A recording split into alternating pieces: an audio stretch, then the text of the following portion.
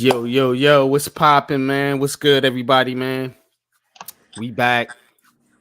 You already know another edition of Heart of the City, man, where we cover all New York City area sports. Y'all know the routine, man. We're gonna get into it, man. Got a lot to cover tonight, man. Big win by the New York Giants over the Washington Commandos, 20-12. The New York Jets, unfortunately, couldn't come through. Took a tough loss to the Lions, man. That would have helped out both New York teams, but they couldn't get it done, man. But it is what it is, man. Shout out to the Jets, man. Knicks and Nets, man, both on fire, man. Both got hot streaks going on. Nets 6 in a row. I believe the Knicks got 7 in a row. If I'm counting right now, they're going on against the Warriors. And of course, we got the baseball. Free agency still going on. Trade rumors hot and heavy. You know what I'm saying? Of course, we got the hockey teams as well, man. All 3 teams on the top 8 seeds in the Eastern Conference on track to make the playoffs, man. So the hockey's doing real well. You know what I'm saying? And of course, we got college football, college basketball heating up, man. See St. John's, man. They've been heating up, man. They on fire, man. You know, Syracuse and Seton Hall as well, man. So we're gonna talk about, you know what I'm saying, all that. It's gonna be a condensed show tonight, man, because myself have some other priorities, you know what I'm saying, and we're gonna cut the show a little bit short, but not too short. You know what I'm saying? We still gonna make sure that we get into all the area sports for the night. But that being said, as I always do before we set the show off, man, just want to say what's up to my co-host, man, Coach Ed, man, my main man, Jeffy T. What's good with y'all, man? How y'all doing tonight? How y'all feeling? Doing good. And how about that number 5 on the New York Football Giants, Mr. Kayvon Thibodeau, having his coming out party? Oh yeah, man. Can't wait to get into that, man. For sure, man. How you doing over there, Coach, man, with the Blackula? I'm I'm here. I'm just fighting through. That's all. All right, man. We appreciate you, man. Thank Shout you. out to Coach, man. Gotta make sure y'all go show my main man, bro, Coach Ed, some love, man, on Twitter, man. And on YouTube, man. Please, man, go like, share, subscribe, man, to his page, his channel. His brother puts out excellent work in the community. You know what I'm saying? So we appreciate him and everything that he does for us and for everybody in this community, man. So show Coach some love, man. And you know what I'm saying? Like I said, man, we're gonna need you, Coach, for this playoff push, man. Cause hey, man, it's New York City, man. New York City is popping right now, man. New York area is popping right now. So let's get into it, man. You know, I like to set it off, man, with my New York Giants, man. But first, before I get into it, let me shout it out. Let me shout out the chat real quick, man. Tommy, for one, Tommy, man, what's good with you, man? Giants released Tay Crowder. Yep, gonna get into that here in just a second. Levance, man, appreciate you, bro. Appreciate you pulling up. Hit squad. What's good, bro? What's good with you, Hit Squad, man? Appreciate you coming in, man. Showing us some love, man. You know what I'm saying? Go definitely sub to my man Hit Squad as well, man. You know what I'm saying? Another brother out there doing excellent work in the community, man. That's my bro. That's my homie, man. Show him some love. Please do that for me. All right, man. Let's get into it, man. New York Giants, man. 20-12, man, over the Commanders, man. Now it was a back and forth game for a little bit, man. The Giants, I felt, took control of the game early. Then, of course, as they always do, let the other team back into the game. But they was ultimately able to finish the Commanders off, man. You know what I'm saying? Late, man, with a late goal line stand, man. Some people say it's pass interference, but the Giants have getting hosed with calls, man, for as long as I can remember. So I'm not I'm not giving the Commanders any sympathy here. You know what I'm saying? They lost fan square. Bottom line is big factor of the game is Jeffy teased earlier. Kayvon Thibodeau, man. He had a monster game, man. This is what we've been waiting for, man.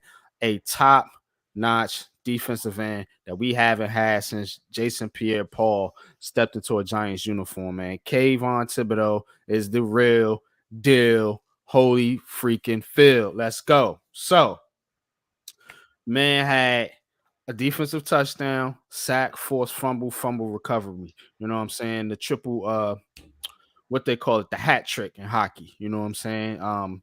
So OC used to get those on a consistent basis. You remember, y'all, man, OC sack, fumble, recovery. You know what I'm saying? Mm-hmm.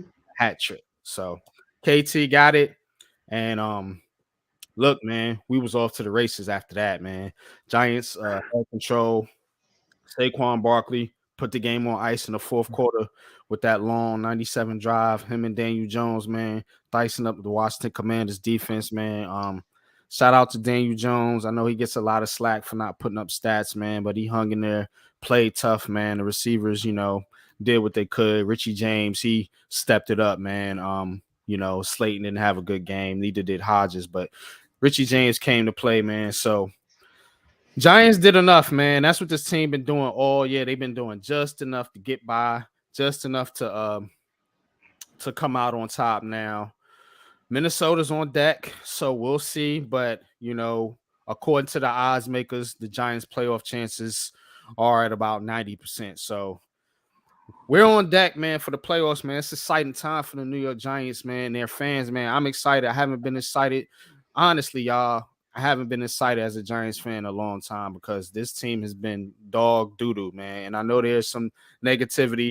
We discussed that a little bit with Mac, the Giants fan, you know what I'm saying, on his channel Sunday. But, besides that, man, this team has done a good job, man, of, putting a team together that's not really that talented, that no one gave a shot in hell to make the playoffs. So, but that's kind of my take, man, on the Giants, man. I just want to give a little bit of positive energy, man, out there for the Giants, man, because this fan base is still, a lot of us are still stuck in that negativity mode. So let's just build on this positive win. Look forward to Minnesota, man. We could deal with the offseason. We got so much to talk about in the offseason, y'all. Trust me, it's all going to get ironed out, man. And you're going to catch it here first on Heart of the City, man, on Unpopular Opinion Sports, man. But I rambled enough, man. How y'all feeling, man? What's your thoughts, man? Coach Jeffy, man. We can swing it around, man, and get into it, man. The Giants, man. What you thinking right now? Well, I mean, in terms of the game overall, was it pretty? No. Could have been better? Absolutely. But in the end, does it really matter? Because the Giants went in there in a hostile environment against their NFC East rivals, needing to get a win. We haven't gotten a win in the division yet. And we went in there and we controlled the line of scrimmage for the most part. We controlled in terms of like the pass rush. The time of possession was more in our hands. Daniel Jones was solid. Not great. He was solid. But he got the job done when he needed to make those timely throws. They were there. Saquon Barkley was bottled up for most of the game, but we needed him at the end to get us that big field goal. He drove us down for 3 big runs up the middle, and he got us in position to kick that field goal to put us up 8. I mean, I can't say enough about Graham Gano. Every time that guy goes out there, I am like as calm as a cucumber because I know that dude is going to hit the field goal most of the time. No, I don't care. You are not allowed to talk about Graham Gano. No, I put it out there. I don't care. That dude missed 1 field goal in bad condition. I'm not getting on that's Graham like the Gano. only big kick he missed, Jeffy. The only big kick he missed. I was on the stream with you, and you said it's good.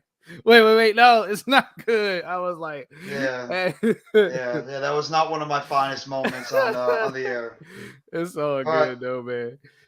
But I mean, like I said, I have confidence in Graham Gano anytime he kicks a field goal because most of the time he'll make it. Most of the time, yeah. The wide receivers, it is what it is. We're not going to beat the dead. Joe, what's good? Joe, what's good with you? What's up, Joel?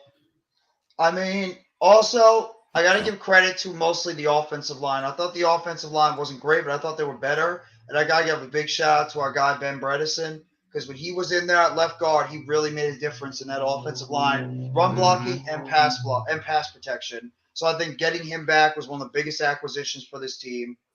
But it's got to be on the defense and mainly that pass rush. I mean, what a difference that Azeez Ojulari has made since he's come back into lineup. I'm going to give you credit because you were the one that shouted that out when you made that video about Azeez Ojulari being the difference coming back here. Because since he's come back, Kayvon Thibodeau has been able to take advantage of those one-on-one opportunities on the outside, and we see what's happening right now. Kayvon Thibodeau, everybody's saying, when is this guy going to get home? When is he going to start getting the sacks? Yada, yada. Well, you know what he did? He had 12 tackles, which led the team, 3 tackles for loss, 1 forced fumble, 1 fumble recovery, 1 sack, 1 touchdown. The guy was everywhere. And don't forget on that goal line run, where Heineke was about to run in for a touchdown. The guy that stopped him was Kayvon Thibodeau. Also, shout out to Dexter Lawrence, who had another one of the biggest plays in the game when he sacked Heineke when they were in the red zone and he fumbled the football. Heineke did, and Leo was able to recover it. So every single one of our pass rushers got the job done when necessary. Pinnock, I'm starting to like Jason Pinnock a lot. I think this kid was underrated. I'm telling you, him up from the Jets. He's a good player. I like him there. Belton, a lot of these guys are gonna make Xavier McKinney or Julian Love, one of them expendable. I'm sticking to my guns. They're both not gonna be on this team. I'm saying it's gonna be McKinney is gonna be the one cut, but we'll see. But the way Pinnock is playing, the way Wink uses him, and the way he uses Dane Belton, it's gonna make one of them safeties expendable. But go ahead. But I mean, I think that Love is going to be here even more because he was actually used a lot on special teams too, and he actually had the most snaps, I believe, out of everybody on the team, which makes me believe this team trusts him to be out there, and I think he will be a long-term piece. But I mean, I love what the safeties are doing. The cornerback position still scares the hell out of me. I got to be real. I'm still worried about that cornerback position.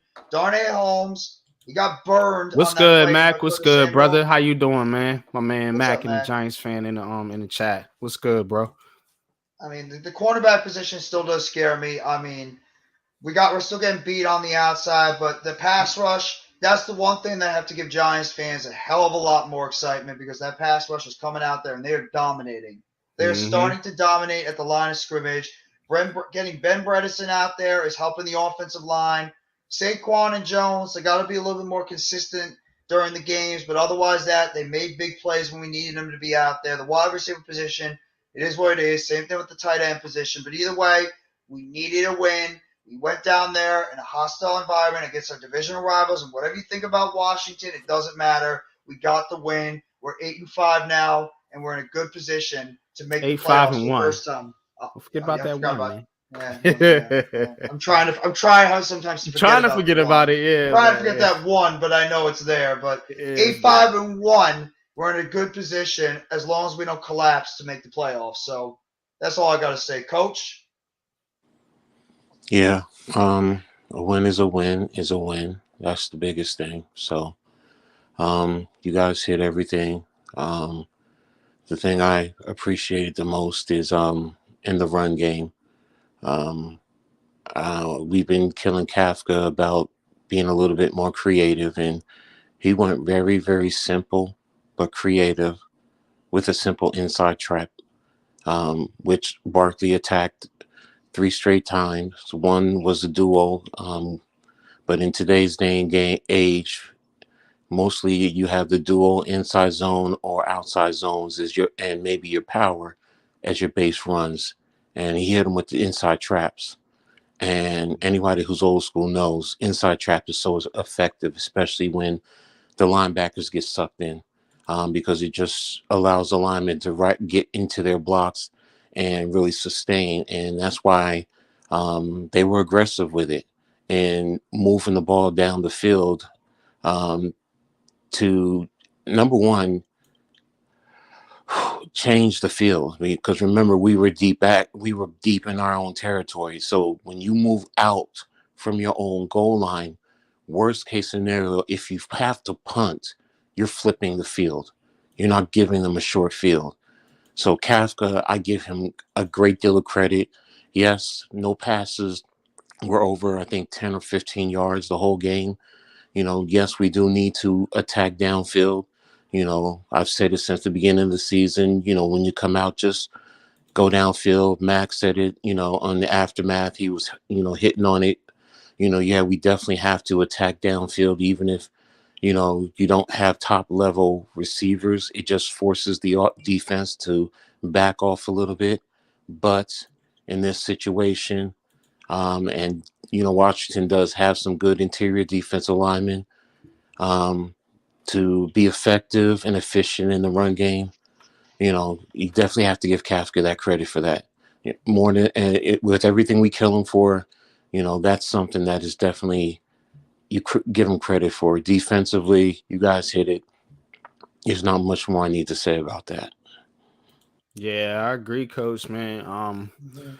We gotta, you know what I'm saying? We gotta kind of ease up on this team a little bit. This is a young team. This is a growing team, and we all want this team to do good, man, and make the playoffs and win the Super Bowl and yada yada yada, man. But sometimes it is about patience, you know what I'm saying? I mean, a lot of us Giants fans are impatient, we want to win. We want to see a winning product on the field, man. But it takes time, man, with these cats coming in with the roster they got dealt, man. So Mm-hmm. it is a good thing that Brian Dable and Joe Shane and Mike Kafka are here because they're able to somewhat absorb some of the negativity that's been, beat upside this fan base's head, so to speak, for lack of better words.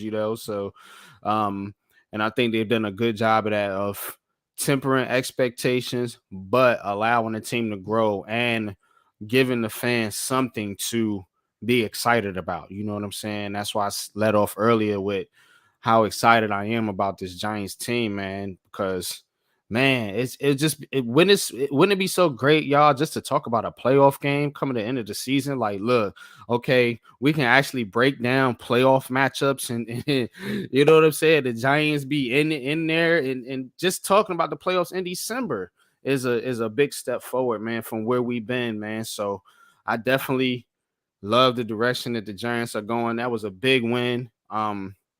I didn't want to have to come on here today and kill this team for losing to Washington because if you don't beat nobody else in your division, you got to beat them cats. You know what I'm saying? You should have beat them the first time.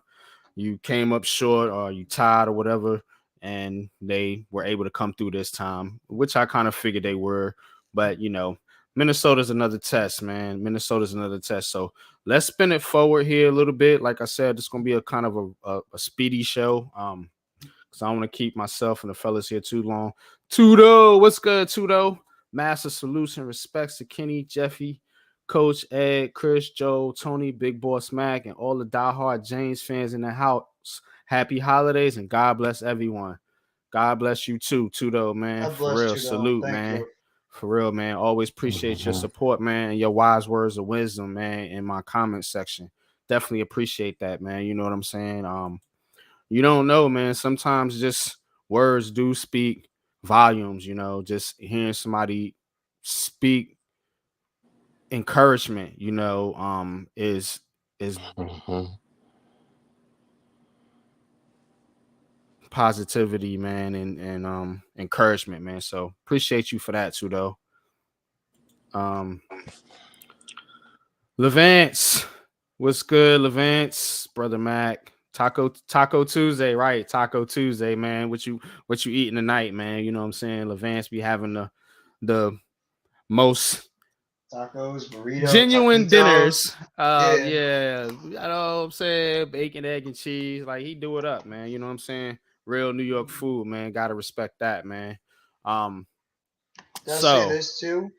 We were go asking ahead. for our real players to rise up on the big stage, and guess what? Number 5, the guy that we've been looking at for a while, rose up on the big stage, and he had himself a prime time performance. He did. We needed that, and we needed a Yep. guy to do that. And Kayvon And number Thibodeau rose to the 26. occasion. Yeah. Yep. 26 did his But thing Barkley on was offense. shut down for most of the game, but Barkley came up big at But he the end. He had those closed. runs. That's what He you wanted did. him to do. You want him to close. I'm good with him getting, you know, 10, 20 yards the first 3 quarters. And you can bust out 50, 60 yards, 40 yards in the fourth and close the game. That's the cat I want. That's the cat I want on my team. And we going back and forth with Barkley a lot, man. But Barkley does show toughness, man. That cat plays. You know he's hurt. He still goes out there and at least tries. You know what I'm saying? Yeah, So he's banged up though. The line has been not great, to put it lightly. But like you said, Ben Bredesen, that is a bright spot. That is a bright spot. Ben Bredesen. Um, back in the lineup. And we talked about Ben Bredesen here, you know what I'm saying, and what he meant to this New York Giants team, or this New York Giants offensive line, I should say, yeah, off next to Andrew Thomas. And this run game is always better with Ben Bredesen in there. You know what I'm yeah, saying? It's no disrespect to Nick Gates. I know a lot of people like Nick Gates, but when I say I don't want Nick Gates out there playing, it's because Ben Bredesen is a better lineman right now at that left guard position. You know what I'm yeah. saying? That's just a fact. You You go know, watch those three plays that Barkley ran up the middle. Bredesen was the one that sealed the block to help him run up that middle of the field. and he's been doing that Mhm. all season. The point is, he just ain't been healthy. Hmm. When healthy, he's been the best guard. He was that last year. If you was paying attention, you know what I'm Yeah, saying. So, Mhm. Mhm. Ben Bredesen is a good player, man. You know what I'm saying. Just got to keep him healthy, man. You know what I'm saying. And sucks that Azudu is out for the season, but I'm fine with Bredesen going forward, man. You know what I'm saying. And if you got to put Gates in there in a pinch, put him in there in a pinch. But I don't want to see this rotation. You no, know, that's I don't is I my don't want to see it. Gates is our left, or Bredesen's our left guard for the rest of this season, and Bredesen should be our guard going into next season. Yeah, well, I don't know about next season. If they can get an upgrade, I'm all for it. But I would at least bring him back. He's on the roster, so he's coming back. You know what I'm saying? I don't think he's a free agent or anything like that. So um he'll be back. But let's get into this Tay Crowder news real quick, y'all. Tay Crowder being released. Now, normally this wouldn't be big news, but Tay Crowder been a starter for this Giants team for what past 2-3 years. So um yeah, they released him. The second starting linebacker they released this year. Remember earlier they released Blake Martinez, who ended up retiring. So Tay Crowder, Mr. Irrelevant, man. He's made plays with the Giants, man. He definitely overachieved his draft position, man, his draft status, man. But bottom line is Tay Crowder's not a starting linebacker in the NFL. He's good enough to start in a pinch. He's good enough to be a good, solid rotation guy. Um, but I don't feel like he's that's just my opinion, my unpopular opinion. I don't feel like he's a starting linebacker in the NFL on a consistent basis, So I felt like they got what they wanted out of Landon Collins and Tony Jefferson enough to make a spot for Landon Collins to release Tay Crowder. Um, Tay Crowder was never probably going to be in a long-term plans of this team, and he doesn't play smart and disciplined. And Brian Dable talked about this a lot: smart, tough, dependable. You can throw discipline in there if you want to, but what you're seeing with Landon Collins on tape is what gap integrity. You talk about it all the time, Coach. And Tay Crowder doesn't display that at times. You know what I'm saying? So that's why the Giants' run defense was a little bit better. That's why they make big plays. You seen the big play that Collins made on the fourth down Mhm. stop. So that's why Tay Crowder got cut. But how are y'all feelings about Tay Crowder, man? And do y'all think this was a right move? Do you think the Giants will regret it, or what's your feelings about it? No, no, we won't regret it because his playing time was already starting to decrease once Micah McFadden started to get more integrated into the middle linebacker position. And when he pretty much spoke out saying that he wanted to be quote unquote freed, that pretty much sealed his fate because he He was got barely free, all playing to right. begin with. Yeah, he was pretty Free much agent. yeah, he was pretty much, complaining about his playing time getting decreased. But you know what? Because his play wasn't that good. And when McFadden's playing time started to go up, and then when he said that, that pretty much sealed his fate out there on the Giants. And we're not going to regret this one bit because I think we got the better guys out there on the football field. So Collins went out there and he showed us that he can get the job done at the middle at the linebacker position. So Crowder, we appreciate what you did for us, Mr. Irrelevant, for the past 2.5 years. But I mean, you outlived your services on here. So good luck. Hopefully you latch on somewhere soon. But no, we're not going to regret this at all. I think we got the better players out there anyway. I agree. What you think about this, Coach? I mean, yeah, you guys are right for the most part. He talked his talk and he got the walk in that regard. So you got your walking papers, but also keep in mind, worst case scenario, if he doesn't latch on to someone and you need practice squad players, guess what? If he wants a job and he's going to come back and shut his mouth, you can always bring him back to the practice squad. So, I mean, it's but yes, with the play of Collins and McFadden, and the things you're trying to do for the future, I mean, and you're fighting for a playoff spot. And as you said, I always talk about, the integrity, maintaining your gap. I mean, there's just some basic things that, he just hasn't been doing. And, it's, you want to be free, then, fly birdie. You got your walking papers, and wish him the best. Don't no ill will, but you got what you want. So that's why I'll just leave it. Yeah, I agree, man. Definitely got what he want, man. That's a New York Knicks update real quick. Third quarter, 80-65, man, for you Knicks fans. 84-67. 84-67. Okay, there's a big more recent update. The Mm-hmm. Knicks looking to make it 7 in a row now. So Yeah, they're up 19 now. Shout out to the Knicks. What's it, 8 in a row now? Shout out to the Knicks, man. We're gonna get into them here in a little bit later. Max says Crowder is a rotational linebacker that was starting for us. He's too inconsistent. He's a liability in coverage. Mm-hmm. Yes, definitely. Mm-hmm. Too inconsistent, man.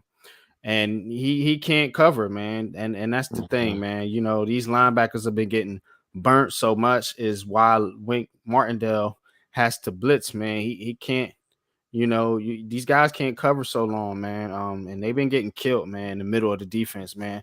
It's been a thing for a long time, man. And that's why I know we need wide receivers and we want to boost up this offense, but I will not hate it one bit if the Giants draft a middle linebacker in the first round of NFL draft coming up here.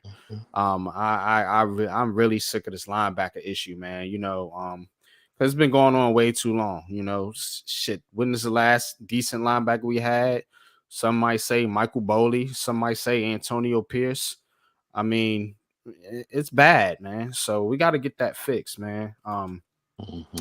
Tommy says Pinnock, Jefferson, Collins made plays once Jackson and McKinney get back. Those players will have more production with our starters healthy and shutting wide receivers down. I don't know if the Giants are going to be shutting any wide receivers down, especially not Justin Jefferson, which is a frightening matchup, to say the least, coming up here in Minnesota. But we can talk about that here a little bit. Like I said, we're going to keep the show moving. What are you guys' thoughts about this upcoming matchup here with the Vikings? Are you nervous about it? Do you think the Giants got a shot? Some people again think that Minnesota is just a far superior team than us. Giants are going to win this game. Giants are going, well, okay, coach. All right. No. Here's the reason why. Go look at their matchups against all the NFC East teams. Look at their points that they had against each of those teams. I think the most was 20 points, if I'm not mistaken. So let me see. I think Philly had 3 points. I think Dallas, I forgot what Dallas, and I think Washington was 20 points, if I'm not mistaken. They only scored 7 against the Eagles. Okay, 7. They scored 20 against the Commanders. And they scored 3 against Dallas. There you go. And That's a good point. I didn't really think about it like that, man, because all these teams in the division, they do have similar defenses. They do kind of play yes, they similar. do. Yes, they Of do. course, Dallas and Philly is a little bit more talented than the Yes, Giants in Washington, but they are pretty much similar. Um, yes. when you think about it. And I mean, their defense is Jay not. Lay, what's good, man? Ain't seen you in a while. Jay, Yeah. what's good with you, bro? Hell yeah, man. Shit. Hit that link, man. If you want to pull up, man, chop it up with us, bro. You know what I'm saying? But go ahead, Minnesota's coach. defense is not something that you have to fear, and if we can continue to do what we just did, control the clock, and the pass rush is starting has picked up. Mm-hmm. So, and do you fear Cousins as a quarterback? Honestly, Nah, I don't. the I one, the must say. one, the one thing you worry about more than their passing game is Cook in the running Cook. game. Yeah. And if we can control that, and you can get after Cousins, and you could, what I always talk about, getting good clean hits on a quarterback. And Kirk Cousins is one of those quarterbacks. When you get hits on him, he gets frustrated, he gets flustered, and he puts the ball in harm's way. Now, I'm not saying Minnesota is going to be an easy win. No, by far. We have to go out there and we have to earn it. But I believe we're going to go out there and we're going to win that game. And the defense is going to be one of the big factors why. And we just proved that we can go into a division opponent stadium and win on the road. So, Mm. um, That's a bold I statement, coach. That's very unpopular, man. Y'all hit that like button, man. But it's very logical though, because I could see it. Because Minnesota, when they get in trouble, is when Kirk Cousins is getting pressured. And the Giants, as we can see, they're turning up the pressure in recent weeks. So I can definitely see, man, the Giants getting to Kirk Cousins, rattling Kirk Cousins, maybe getting some turnovers, getting some short fields. You know what I'm saying? Hopefully they can punch it in the end zone a couple times, man, and mm-hmm, winning a 20-17 or 24-21 game. I could see it, mm-hmm. man. I could see it, man. But then again, I can also see them putting up 40 Yeah. and blowing us out. Oh yes, yes, yes, That's the yes, thing yes. about Minnesota, I, man. I understand that. I understand that, but also factor in, what did they just do with Indianapolis? Yes, they Ye- came back. Don't get me wrong, they came mhm. back to win, but their confidence has to be shaken because Indianapolis also didn't have JT back there. So That's he was true. out for most of the game, and you let whatchamacallit pass their offense do what they needed to do. But look, the Colts didn't close the game. We have a closer too. So, Yep. and the other thing is DJ. I mean, he also adds to the run game. I'm not going to say the pass game, but he does something, and he's mobile and he can move. So, like I said, I just have confidence. This team is going to go out there and is hungry, and it wants to shut everyone up, and it wants to solidify its playoff spot. And it's a playoff. It's a play. Last week was a playoff atmosphere, the playoff game, and here's another one. And the And Giants this is clinch if they beat Minnesota and if Washington and Seattle lose. And I believe Washington is playing San Francisco, which is definitely no gimme. And yes. Seattle is playing who does Seattle The play? Do they play the Jets. four? The Jets.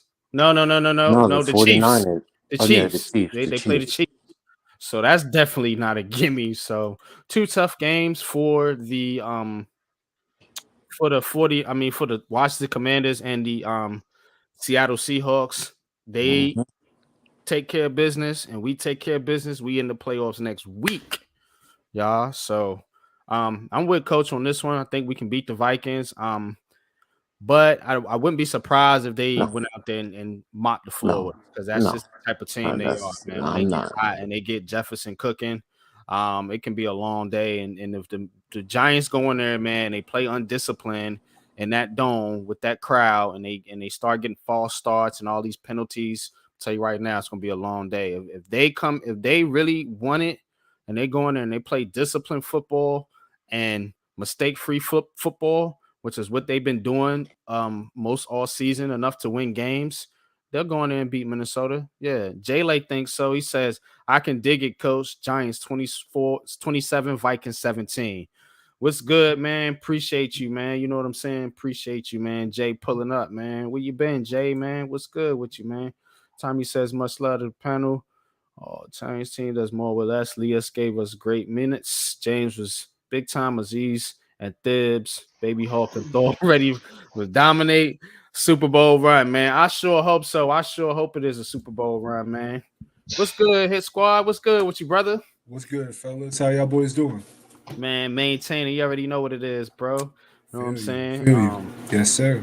Yeah, man. Shit, man. How you feeling, man? How you feeling about this Giants team, though, man? Big win, man. Big win, man. Honestly, I mean, I got to be honest. I said it in my video. This game against Washington, I mean, this was just a classic NFC East game. I mean, just hard hitting, nail biting, tight game. I mean, the Giants can never make this shit easy. But the defense, man. I mean, what Aziz Ojulari has done in 4 games right now with the Giants is you perfectly said the difference, man. The difference he has made in this defense. I mean, we've been seeing Jahad Ward, the Fox kid, and they're solid. But Aziz makes a difference to this defense, man. And I'm so excited for Kayvon Thibodeau. I mean, what a game by this beast. I said it. That kid is a beast. That man, that man is a beast. He was everywhere. And I'm going to be honest. I agree with Coach. I really do think that we're going to beat Minnesota. I mean, I'm sorry. Look, 31 other teams don't fumble that game outside of the Colts. Outside of Matt Ryan. Matt Ryan's the only quarterback that can give up. And I know it's not his fault, man. Poor guy. He can't play defense, man. But still, you are the quarterback of 2 of the biggest choke jobs in NFL history. One in the Super Bowl and one in the regular season. Bro, it's crazy. But I was watching that game and I'm saying to myself, if the Colts can do this, I absolutely give a lot of trust to Mike Kafka, Dable, and Daniel Jones to get this job done. Because, I mean, let's be honest. I would take Daniel Jones over Matt Ryan right now. Oh yeah, our offensive line. I've been saying Matt Ryan was washed, man. Oh, he's been washed for the last, in my opinion, the last 2-3 years. He's been washed. But for me, our offensive line, I would say is relatively similar, if not at the moment. I would take the Giants O-line, even though, which is kind of crazy because Indy's had a strong O-line for years now. Yeah, kind of want to know what's going on there. But I'm feeling good about. Remember, we got Glowinski from them, and Glowinski's been terrible. And exactly. And in some way, shape, or form, their line has gotten worse too. So yeah, no, you're right. You're right, man. And Coach, I mean, he brought up an excellent point. I didn't even think about that. I mean, you look at the games that Minnesota has played against NFC East teams, and that's a solid point right there. And I didn't even think about that. I mean, for me, I trust that despite how terrified I am of Fabian Moreau covering Justin Jefferson, or Cordell Flott or Nick McLeod covering Adam Thielen, or having Jalen Smith or Julian Love paired up on Hawkinson Cook or somebody like that. Yeah. This run defense against Dalvin Cook, you feel me? But I don't trust Kirk Cousins, or Kirkio as they call him. I don't trust Kirk Cousins. 2 Chainz Kirk. I don't trust him. I'm sorry. I have more faith, especially going against Washington, seeing how this defense looked. And Terry McLaurin, Curtis Samuel, I mean Jahad Dotson, those are no scrubs either. I'm not saying either of them are on Justin Jefferson's level, but I thought for the most part the defense they held their own. They won us the game, and I Mhm. really do believe that we could walk into Minnesota and pull up the upset. I got really do. I got something for you, Hit. So being said that, being as we basically watched, um, Saturday, I think it was the two teams, our next two opponents in Washington and, I mean, not Washington, but Minnesota and the Colts. Mhm. Who you got more confidence in us facing? Is it Minnesota or is it the Colts? The Because we got to Colts. win one of those two games. Honestly, I would say the Colts, even though I think the Colts have a better defense. The Colts, despite their record, their defense has been Mm-hmm. fairly good for them this year, and they have a lot of players injured. But at the Yeah. same time, you know, actually no, because Jonathan Taylor is not going to be playing in that game, Mm-hmm. which is huge. That is very huge That's with a big Jonathan deal. Taylor not playing. I mean, I still feel confident going up against that Colts team. I mean, they're just not really getting it done offensively. I mean, I trust that Wink Martindale can confuse the hell out of Matt Ryan and really get to him. I could see at least 2 interceptions in that game. I know that might be a lot to some people, but I could easily see that. He's not having a good year at all, and when he's under duress, he is like Santa. He just gives the ball around. Yeah. So, but I still feel good about Minnesota. I'm leaning more again towards the Colts, but I still feel good about the Minnesota game. What you think about that, Jeffy, man? Kick that question over to you real quick. And what's good with you, Breezy? I see you in the chat. What's good? What's good, Breezy? Wells. What you feel about that question, Jeffy? Who you got more confidence to be honest, in us beating Minnesota or the Colts? To be honest, I hear all your points, but I think right now you guys are drinking a little bit too much of that giant Kool-Aid because we got a big win against Washington. You're disrespecting Minnesota a little bit because you don't think they're pissed off the fact they went down that much, and you don't think they want to make a statement as well at their own home stadium. I think this is going to be a brutally tough game against Minnesota because they got pass rushers on their side too that can cause problems for all offensive line with Danielle Hunter and Zadarius Smith. Those guys are as lethal as ours. They got their secondary can be had. But at the same time, their weakness on their defense is going against our weakness on our offense. That's true. If Saquon Barkley can get going in the running game, then the confidence of this team can get better. But you're thinking about just Justin Jefferson on that team. What about Adam Thielen that goes out there and still plays big games? What about KJ Osborne that went out there and had 130 plus yards? What about TJ Hawkinson, who's still a very good tight end? We struggle against tight ends. And Dalvin Cook is a very good dual threat running back. And you know what? Cousins, as much as we all crap on Cousins, I don't fully trust that guy either. Cousins is still going out there and he's making the plays when they are out there most necessarily. And I think that Vikings team is embarrassed for how they played in that first half game. They're not going to want to do it again because the Colts didn't know how to finish the team off. I think they're probably just thinking now, you know what?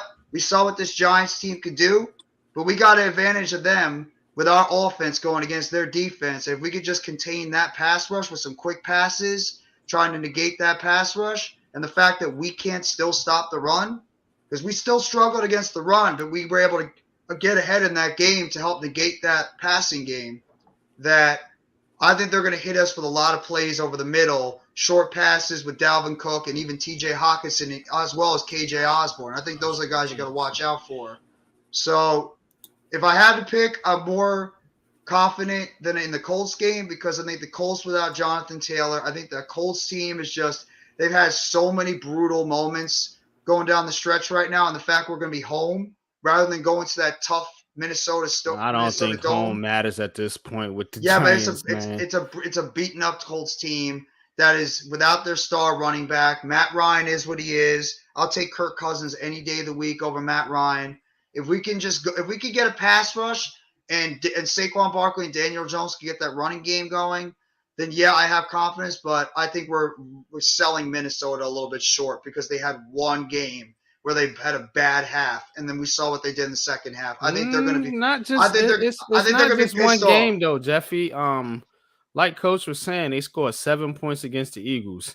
That Eagles defense they is that barely Eagles got defense is better than 20. ours though. That I agree, but they got 20 against the Commanders and they got 3 against the Cowboys. They have Cowboys defense is struggled. very good too. They have struggled with defenses that can put pressure on quarterbacks, man. And I do see your point, but I also see coach's point as well. Because Kirk Cousins is a quarterback that I feel like it's a favorable matchup for us because he don't do a whole lot of scrambling. He And doesn't. when you got pass rushers like we got, especially with Dex and Leo Williams putting pressure up the middle on a stationary quarterback, that's tough. So I feel like if you can get pressure on Kirk Cousins consistently, you can wreck that Minnesota offense because they do struggle when Kirk Cousins is back there getting mopped upside his head. You know what I'm saying? And making bad decisions because he's being rushed and hurried and pressure. Remember what I told you on the stream Sunday, Jeffy, about how I was looking at pressures. Hurries more than just quarterback sacks. So that's what we seen in that game. We seen a lot of hurries by the Giants. You know what I'm saying? Especially look at my boy Jay. What's good with you? There he is. What's cracking, man? What's popping with you, bro? What's going on, bro? Maintaining, Jay, man. Jay probably wants to shit on my take because I just said that we don't probably have a chance. But how you doing, Jay? I'm doing good. I ain't No, gonna I'm shit not. on it. I mean, I think we can get our asses kicked, or we can show up and not make stupid mistakes, handle business, and get to Kirk Cousins. And because you're not gonna stop Justin Jefferson. I mean, you're not gonna do that. So he's gonna get his work. You can just try to get to Kirk Cousins before he can get that ball off, and that's You're what right. you better bank on, you know. So, but it can go either way.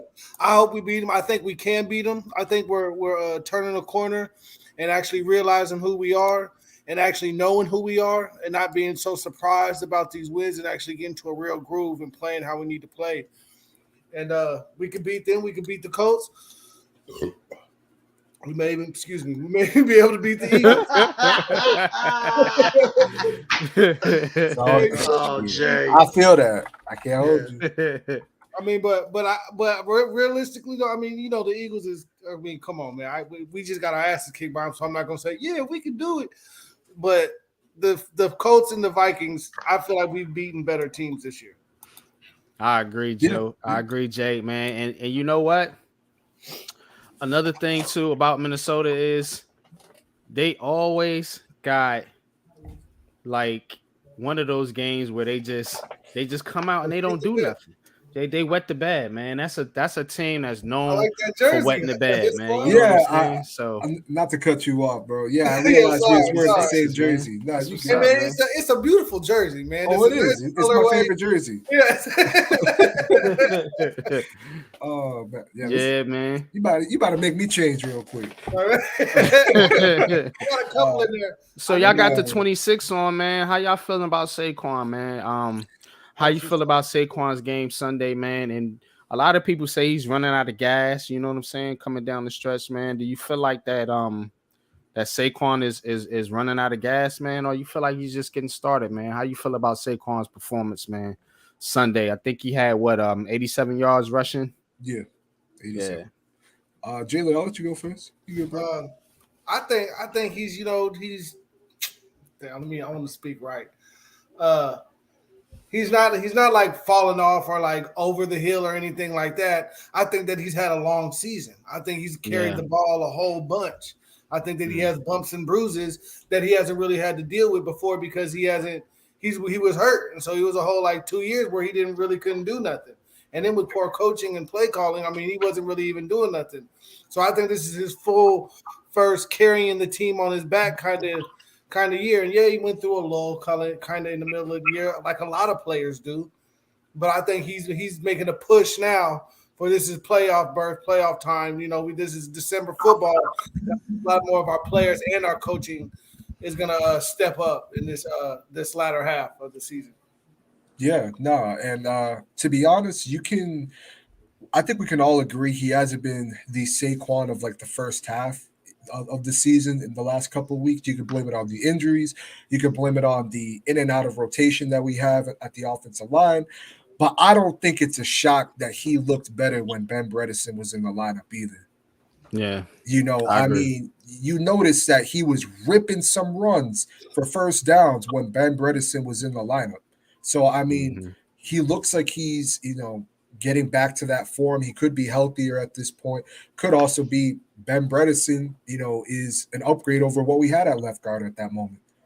I mean, I really do think that him being in the lineup did help the offensive line, but it was nice to see it, man. I mean, it was nice to see Saquon hit the hole with confidence, juke some people out of their cleats.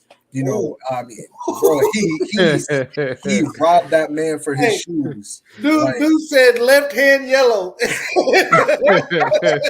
But for real, it felt so nice to see that side of Saquon again, and I don't think he is going down the I want to word this correctly because I don't want to say that he's fallen off. I don't think that's the No, right it's word. not that. I'm gonna just say that he's been injured of recent, and that's affected his play. And I'm gonna just Yeah. say maybe he's healthier at this He's point. had And Beckham being back in the offensive line. he's had a heavy workload this year, man. He's been a real major part of why every time we've won games is because we feed Saquon, he can't stop Saquon, and then Daniel Jones is able to capitalize with the RPOs and all that stuff. Yeah. Once Saquon gets going. Yeah. And so I mean, he's just I think if he will sign for a smaller deal, I don't know what they could work out or how they could stack it, you know what I'm saying, at the end of his contract or whatever.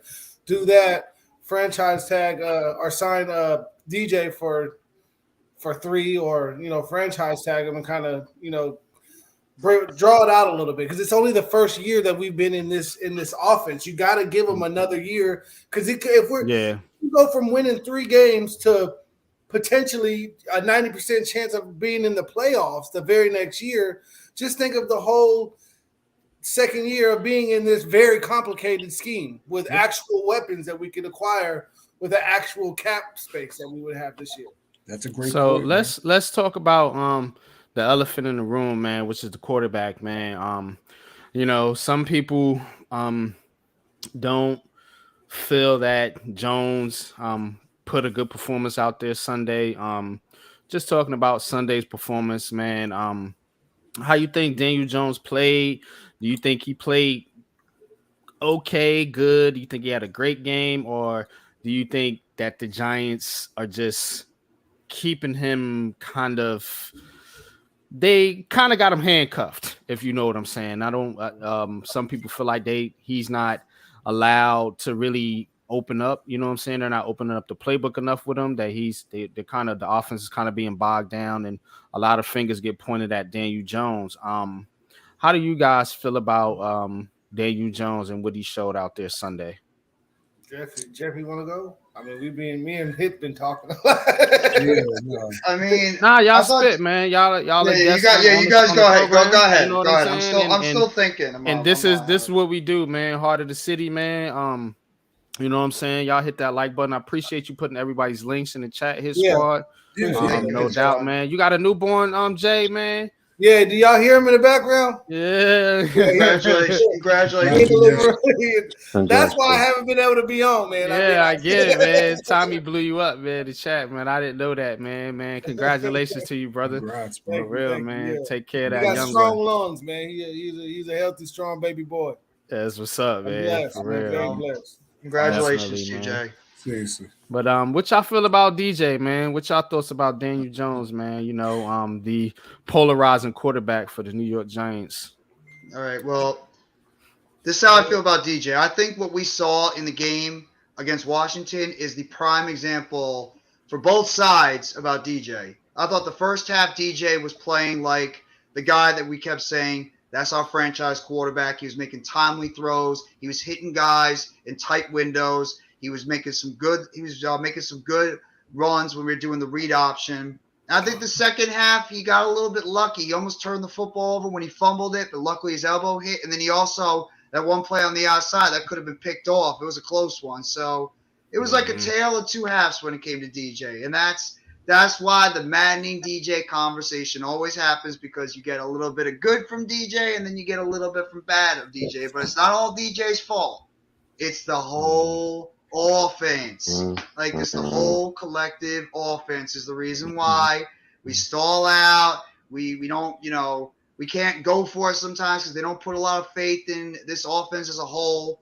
I mean, the wide receiver position, we've all talked about it over these past few months. It is what it is. This is what we're going to get at this point. I wish they did take some more shots downfield. Max said that. You guys have said it. We've all said it. Should have taken at least a shot or so down the field to at least stretch that defense out and make them even possibly commit a 15-yard penalty for a pass interference. But I thought DJ was good.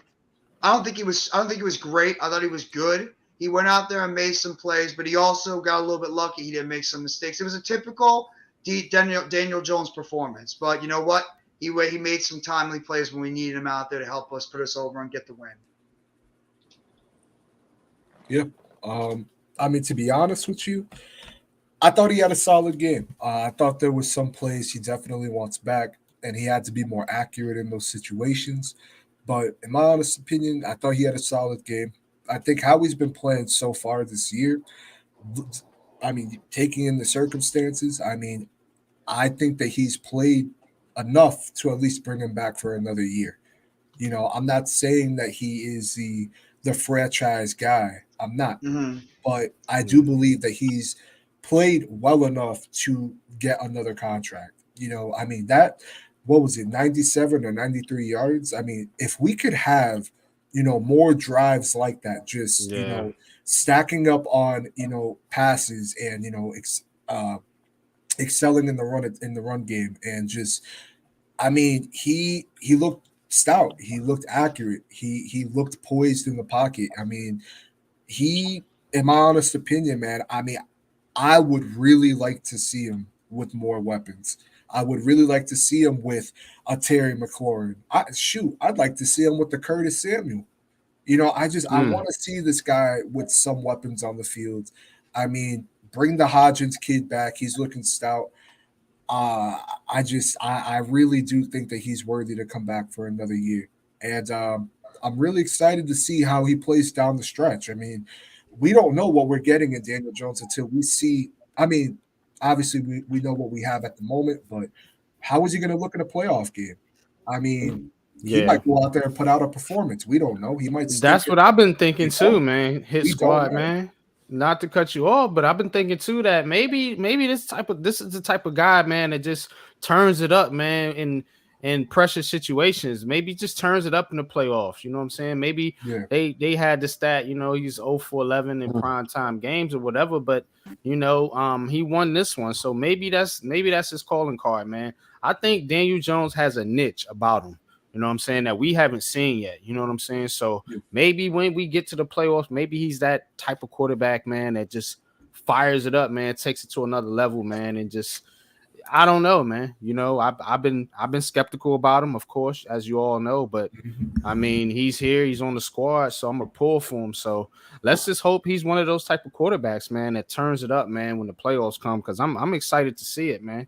For real. I really am, man. I mean, and again, I mean, he's getting it done with 3s and 4s out there. Yeah. I mean, if we're being honest. And I can't help but wonder what this kid would look like if he had a number one. I mean, that's why, if we don't take a wide receiver in the first, but maybe we get one in free agency, I'm not saying a big time signing or nothing like that, but just a quality player for Daniel Jones. I'd love to get him a dominant number one, but, I would really like to see this kid another year in this offense, a better offense, improved offensive line, and more weapons on the field. I think he has the tangibles to succeed in this league.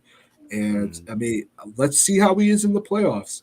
Let's see how he is, man. I mean, I think right now we're slated to play the 49ers if the playoffs started today. So, which that's It's a tough matchup. Yeah, I have to hold my breath there. That kind of terrifies me a little bit because you want to talk about an elite defense. Boy, they got an elite defense. They got an elite offense too. That too. Man. I mean, and credit Kyle Shanahan, man. I mean, it don't matter who is in that backfield, taking them snaps. He gonna get it done.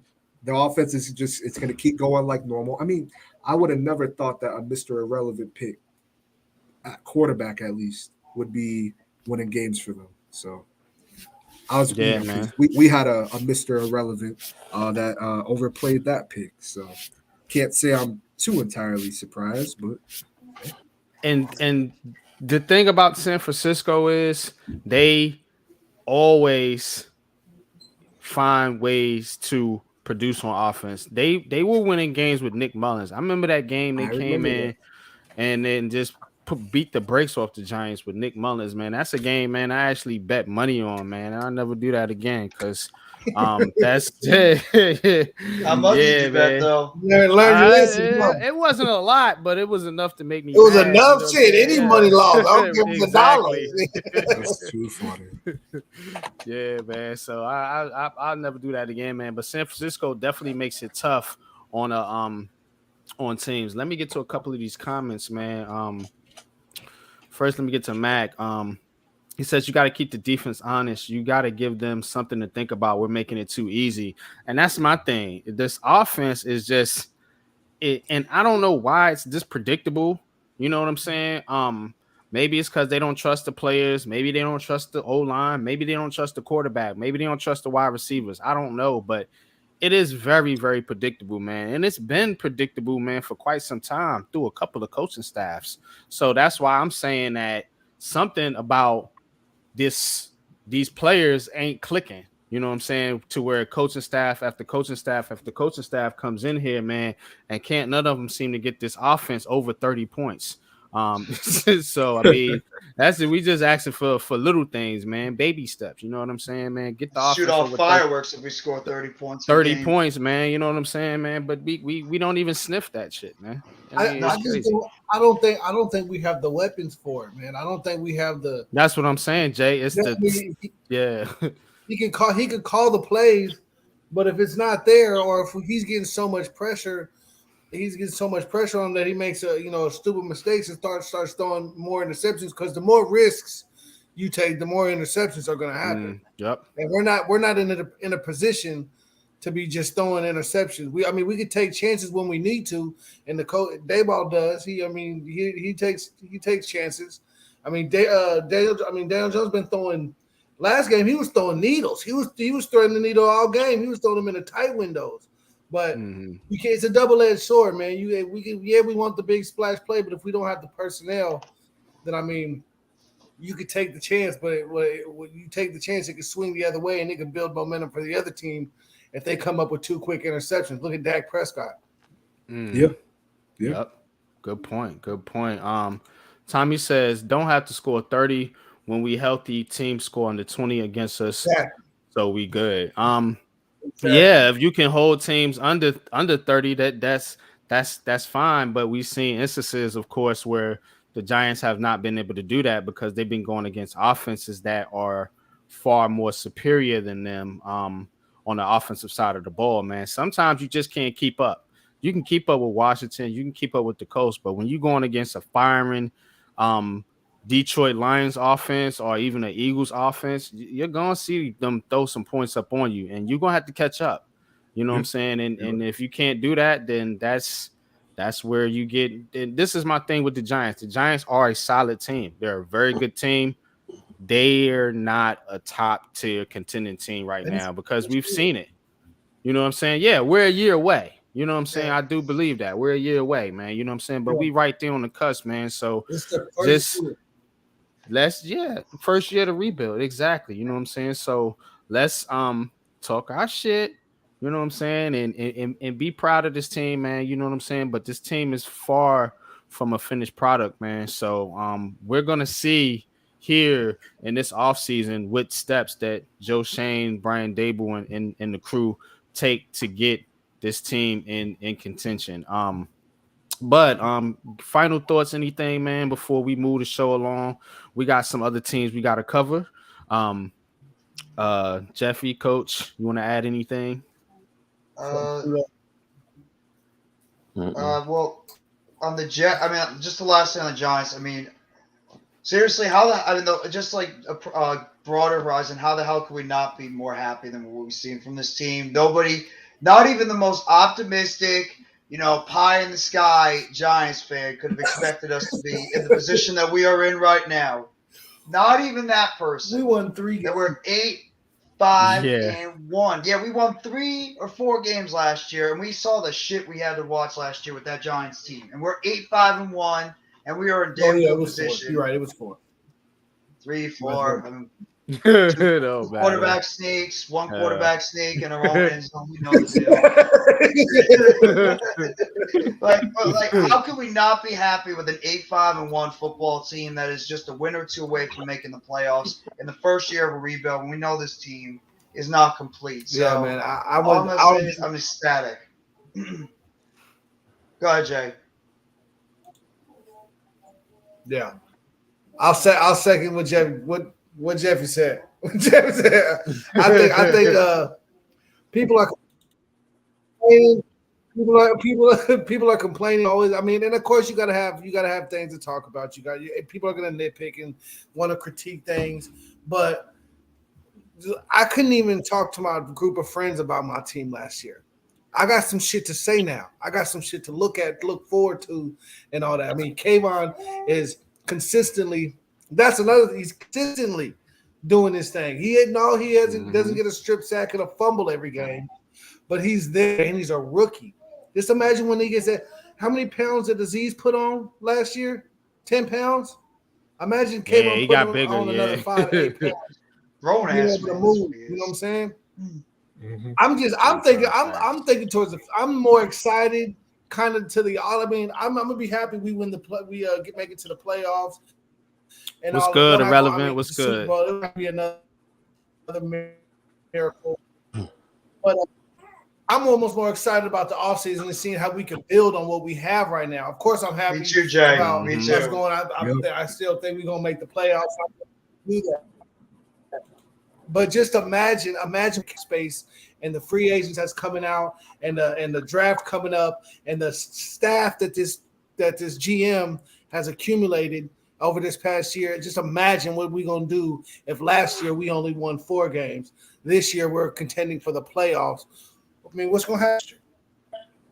And we get new turf, so hopefully we don't have to worry about no injuries.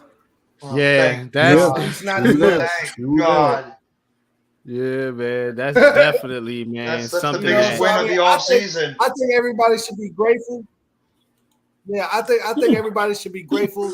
Everybody should, get the crabs out their ass and be a little happy to be a New York Football Giants fan and show a little appreciation for the product that they've been putting out. I've never heard that expression before. Get the crabs out of their ass.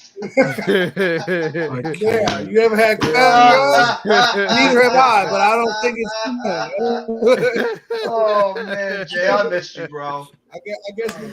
No doubt, man. No doubt, man. I guess when you get fucked man. for so long, you end up with crabs in your ass. You got crabby ass. I got my newborn to take care of. I got my baby boy, so I'm about to get off of here. He's gonna start. I gotta feed him. My wife's cooking dinner. I'm gonna holler at y'all. J-Lay, G-Way with J-Lay.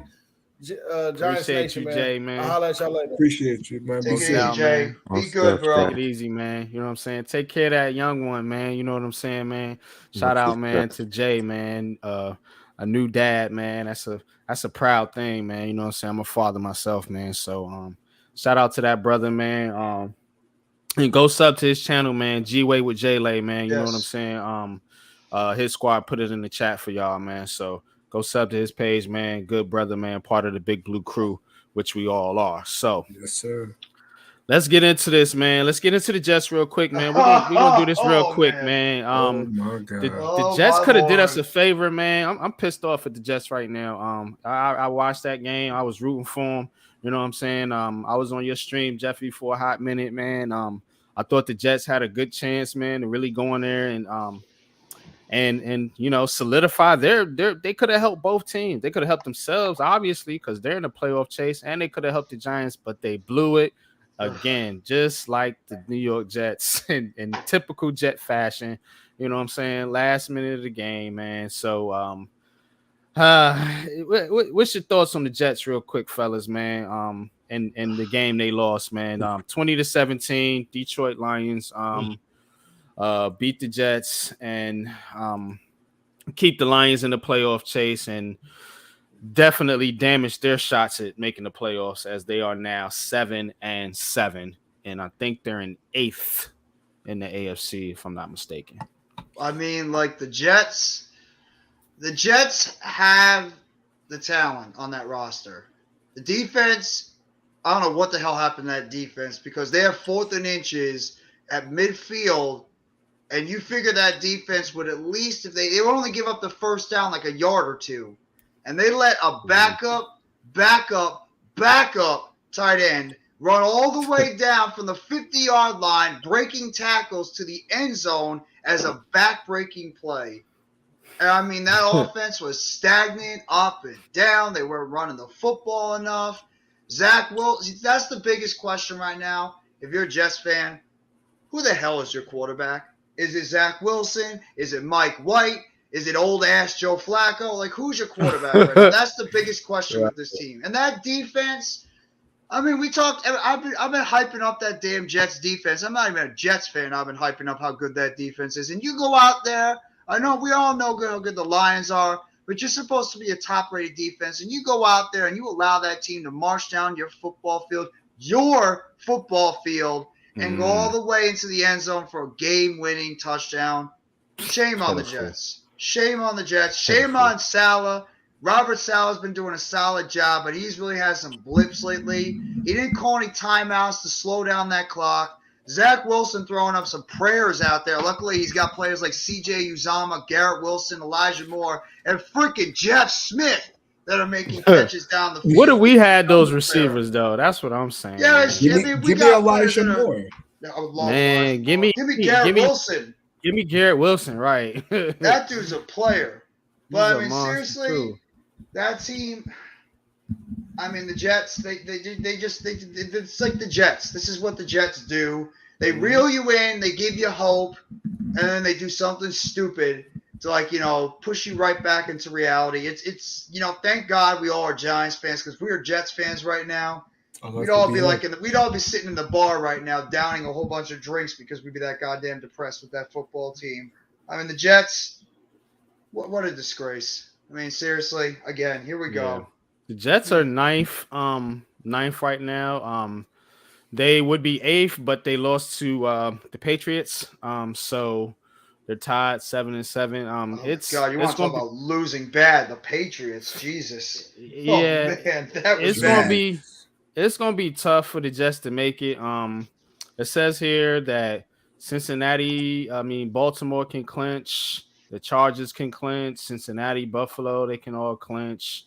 So it's gonna be tough, man, for the Jets to get in there right now. They got Jacksonville coming up. Jacksonville themselves are fighting for playoff berth, man. They got back into the race. I think they're winning that division magically. You know what I'm saying? Hey, I would love it, man. I would love it if Jacksonville won that division, man, because Jacksonville's just a punching bag, man, for the NFL. And I just, I like underdogs, man. I like unpopular teams, you know what I'm saying? So I would want to, and they were my sleeper pick in my preseason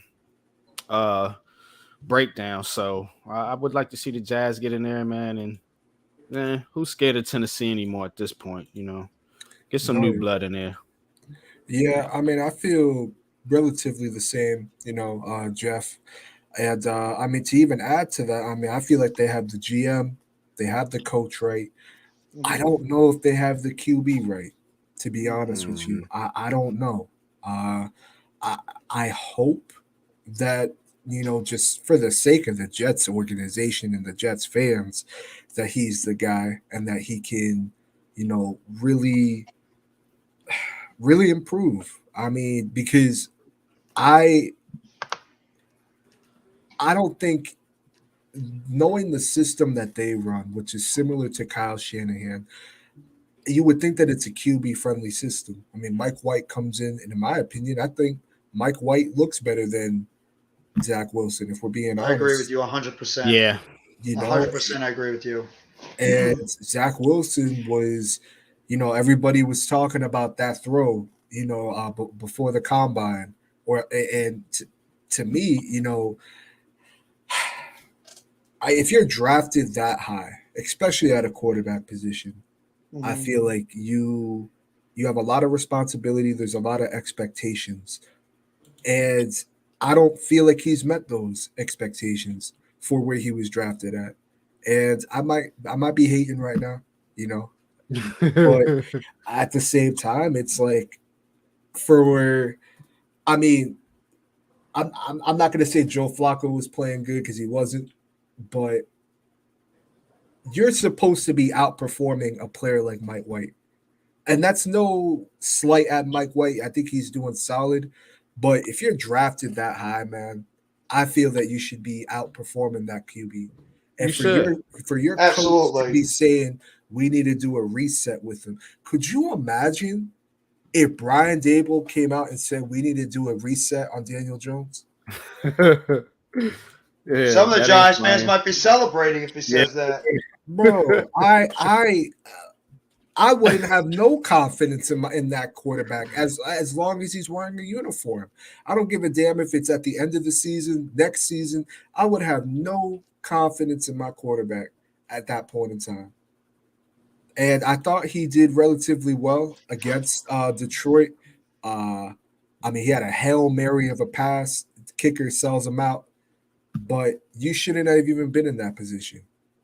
You really shouldn't have been. And I don't know too many Jets fans outside of like a couple, and I know that they're in pain, but I could only imagine. I really could, because the defense looks promising. They have some players that are injured, for the rest of the season that look really promising. His name's not coming to my head, but the running back.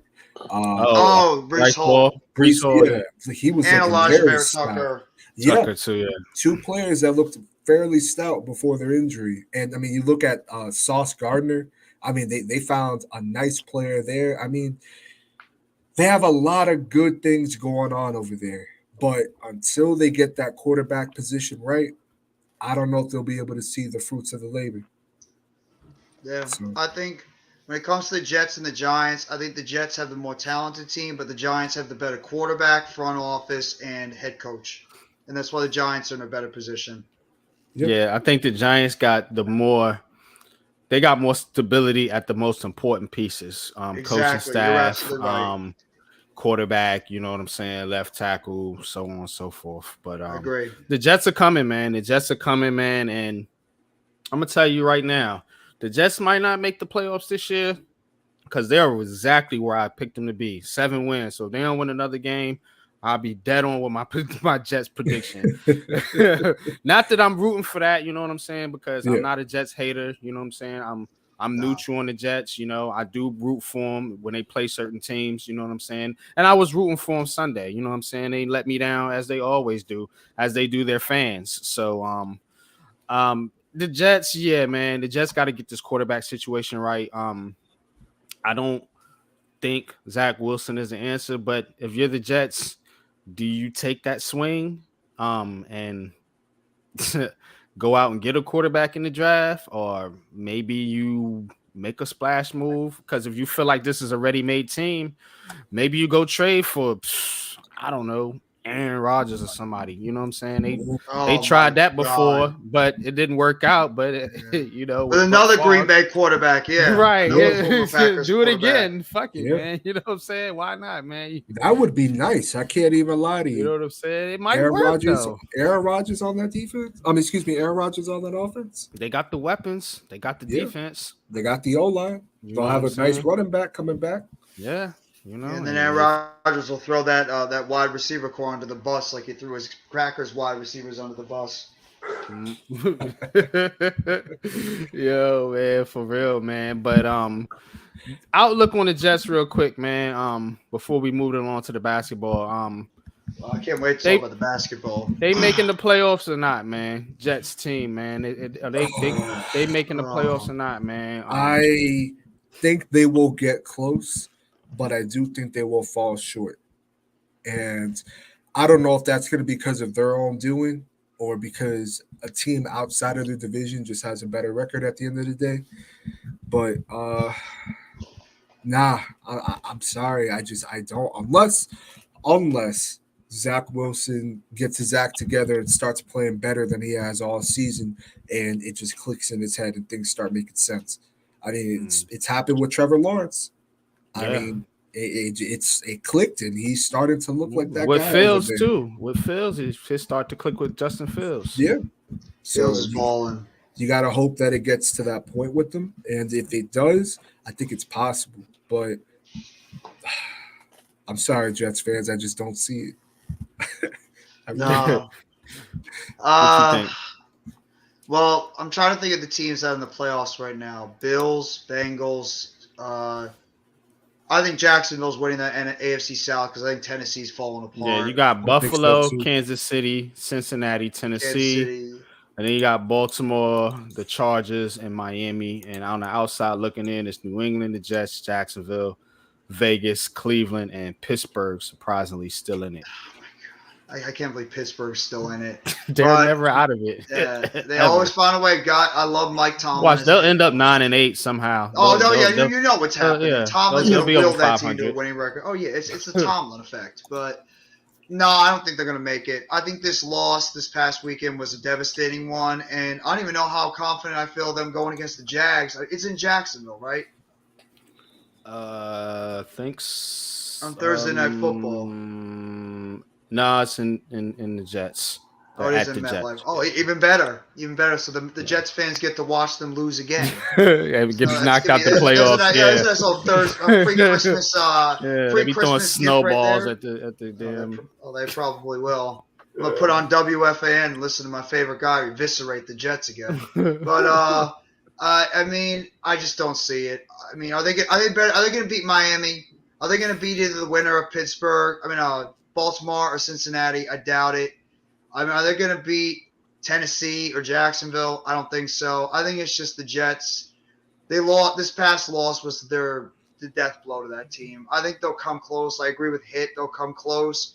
But I think they're going to fall short in the end, and they'll just miss out on the playoffs, which would be actually disappointing because this team was in prime position to even possibly win the division, and it just all went downhill because the quarterback position really has become an issue. But I have an unpopular take. I think next year Mike White will be the starting quarterback for the New York Jets. I think they like Mike White. I think he will be the starting quarterback for the New York Jets in 2023. I can't hold you there, but as far as this team making the playoffs, nah, I think it's a wrap.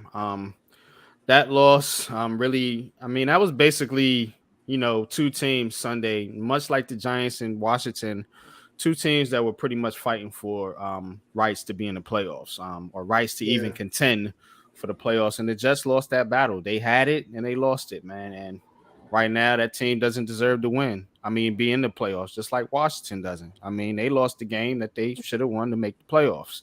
You know what I'm saying? So when it comes down to the stretch and you go record for record and game by game, this is a game that the Jets are going to point to and be like, damn, if we would have got that one, we'd have been straight.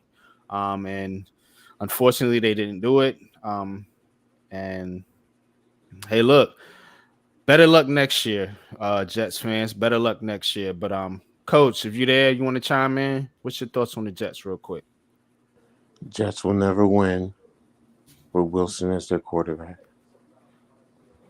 I like it.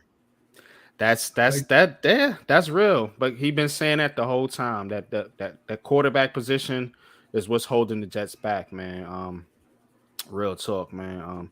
Let's get into the basketball. I can't wait. Oh my God, how are we not excited about the basketball right now?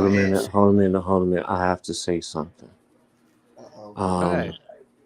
R.I.P. Louis Orr. Not only being that he played at Syracuse, he was the head coach at Seton Hall. He was the former New York Knick. and we just lost him the other day. So I just wanted to send out my condolences to all the fans, families of all those organizations. I know he's was a coach down at Georgetown also. So, it's just sombering, because he's only 64, so he was young. So Cool, R.I.P. man. R.I.P. man. For R.I.P. sure, man. R.I.P. Most definitely, man. I'm gonna jump right back on. Give me like 5 minutes. I'll be Go right ahead, man. You good, man. You good, man. Pop back on when you got the link. But let's get into it, man. We'll start with the Knicks. Because they won tonight. You see it up there, 132-94. Beat the brakes off the Warriors. I'm gonna say this because I've had it on, and number one, they're shutting my ass up. I'm happy they're gonna shut my ass up. I don't care. Make me eat crow. I don't care. They're playing basketball. They really are. They're playing defense. They're sharing the ball. Jalen Brunson is leading this team. He really is. Mm-hmm.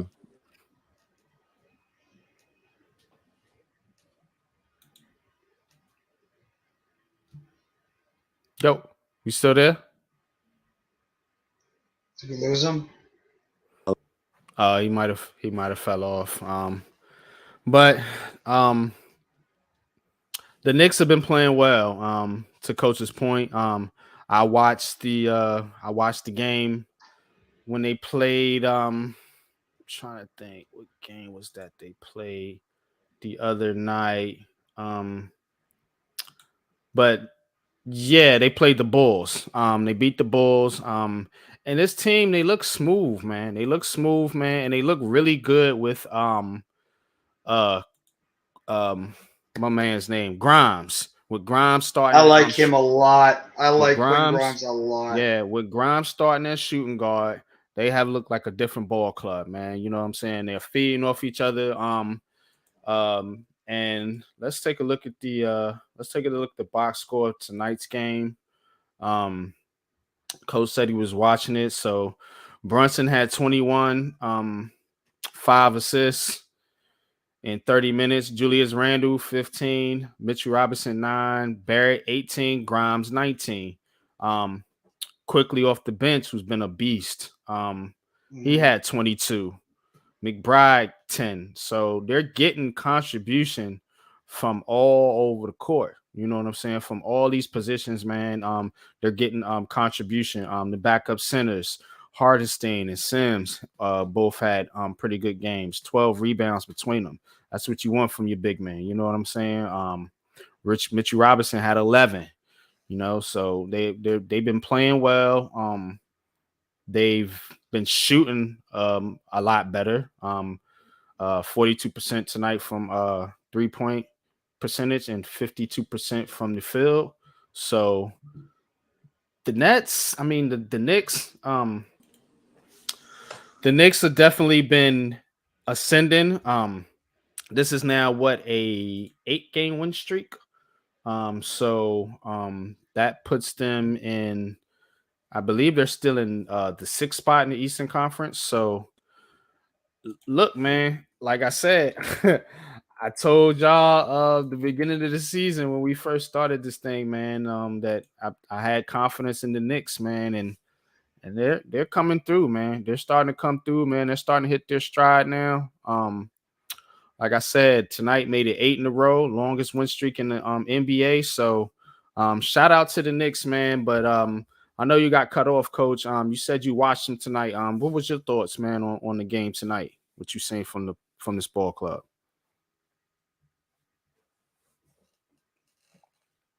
Is you there, Jeff?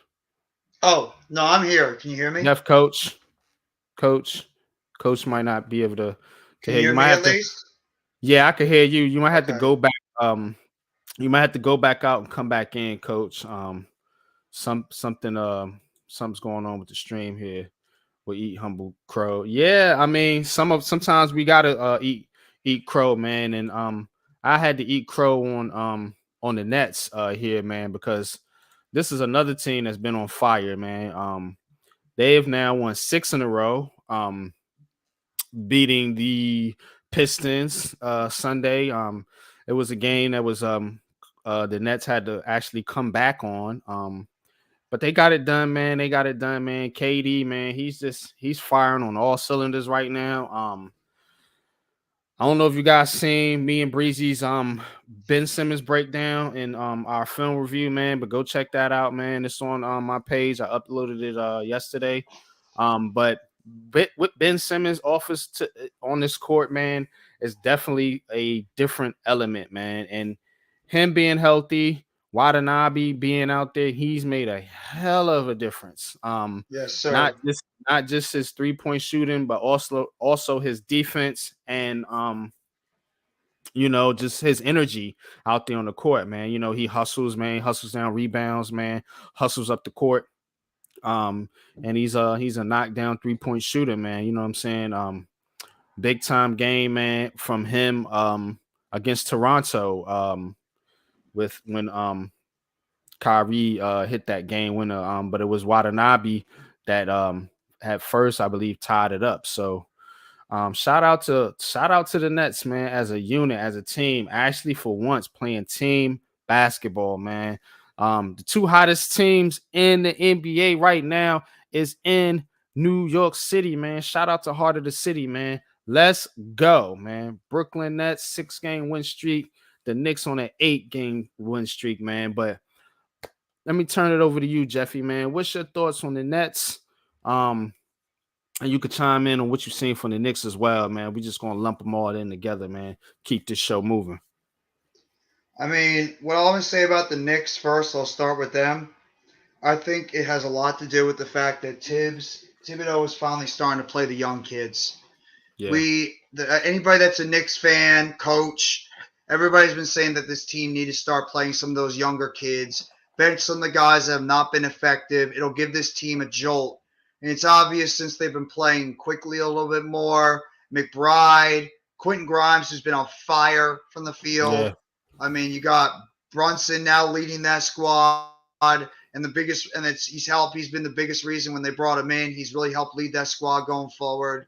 I mean, the Knicks right now, they're clicking on all cylinders. They're playing good, strong team basketball. And, I mean, it all starts with the kids. So you got to give a hell of a lot of credit to the players on the court. Thibodeau, he's just pressing the right buttons right now. And anybody that was talking about firing Tibbs, you could throw that out the window because, like you said, the Knicks are one of the hottest teams in the NBA at the moment. But then again, so are the Brooklyn Nets. And they're being led by, right now, who I would probably think is one of the front runners, if not the front runner for the MVP right now this season. That's Kevin Durant. And the rest of that basketball team that just seems to keep getting contributions from different guys night in and night out. Kevin Durant and Kyrie Irving have been leading that squad.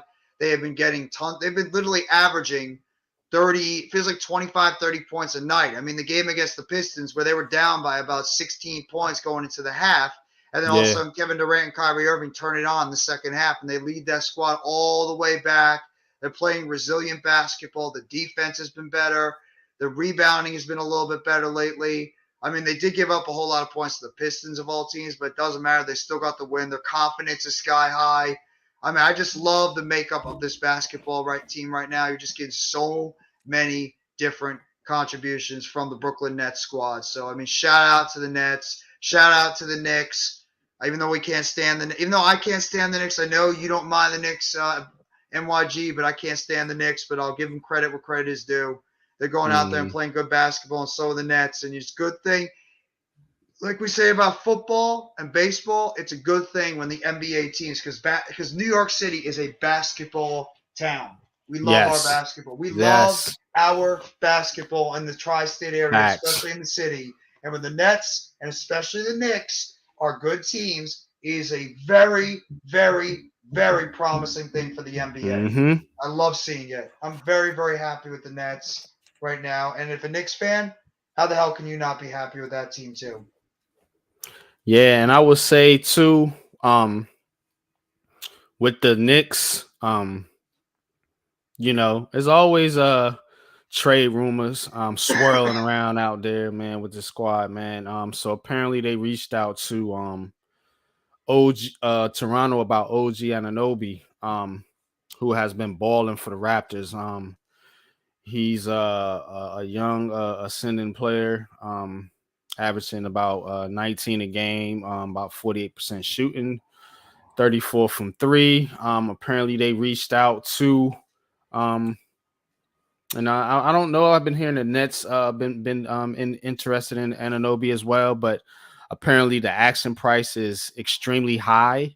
Yeah, we got no shot. We got no shot at him. We don't have the Right, resources. you know what I'm saying? So you need the draft picks. So the Knicks, man, I mean, is adding a guy like this like messing it up, man. They go coach, man. Just talking about the OG Anunoby rumors, saying that the Knicks were interested in him. Those rumors have kind of quieted down a little bit, but apparently they reached out to Anunoby. So despite the winning, they're apparently still not satisfied with the current construction of the roster. Would you make a play for Anunoby if you were the Knicks coach? I just gave you his stat line. It is 18, almost 19 points a game. He's 6'7". He's a 3-and-D, obviously 48% shooting, 34% from deep, and about 2.5 steals a night. Is he a free agent after this year? Toronto's got some young players on the team they got to pay, including Barnes. They got Gary Trent. Siakam's on a big deal. So, and then obviously Van Vliet they signed to a big deal too. Mm-hmm. So I don't know if he's a free agent or not. He's a hell of a player though. I'm not sure. He's a good player. So I don't know if I would do that deal though. Then what again, would you give up for him? That's the thing. Who are you gonna let go? He's a 3-and-D. So I mean, obviously you're gonna be looking to get rid of a guy like Fournier probably. You'd have to get rid of one of those younger players. You're gonna have to get rid of or a first round pick. You're gonna have to give him a pick. That's for sure. And then you're gonna have to probably give him either Quickly or Grimes. I don't know. You know what? The Knicks are actually if Anunoby is going to be traded, I actually believe the Knicks would be a front runner to get him. Because what do the Knicks have that a lot of teams don't? Draft picks. The Knicks have a ton of first-round draft picks that they've been accumulating over the past couple of drafts. So I think if any team has a really good shot if they want to trade for OG Anunoby, it would be the New York Knicks because they actually won't even have to trade away a lot of their young players. It just depends on what Toronto would be asking for in return. Would they want young players in return as well as draft picks? Or would you try to trade off, like you said, a Fournier? Maybe if you could package – would they ask for a Toppin? Because Toppin, I think Toppin's been out of the rotation recently or has not played as much because of the fact that Julius is there. You got Mitchell Robinson. Cam Sims is playing a lot. So, I mean, would you maybe trade a Toppin for something like that? Because they're not going to get rid of Grimes. That would be foolish. He's a building block on that team. Quickly, I think, is good in his role as a bench player.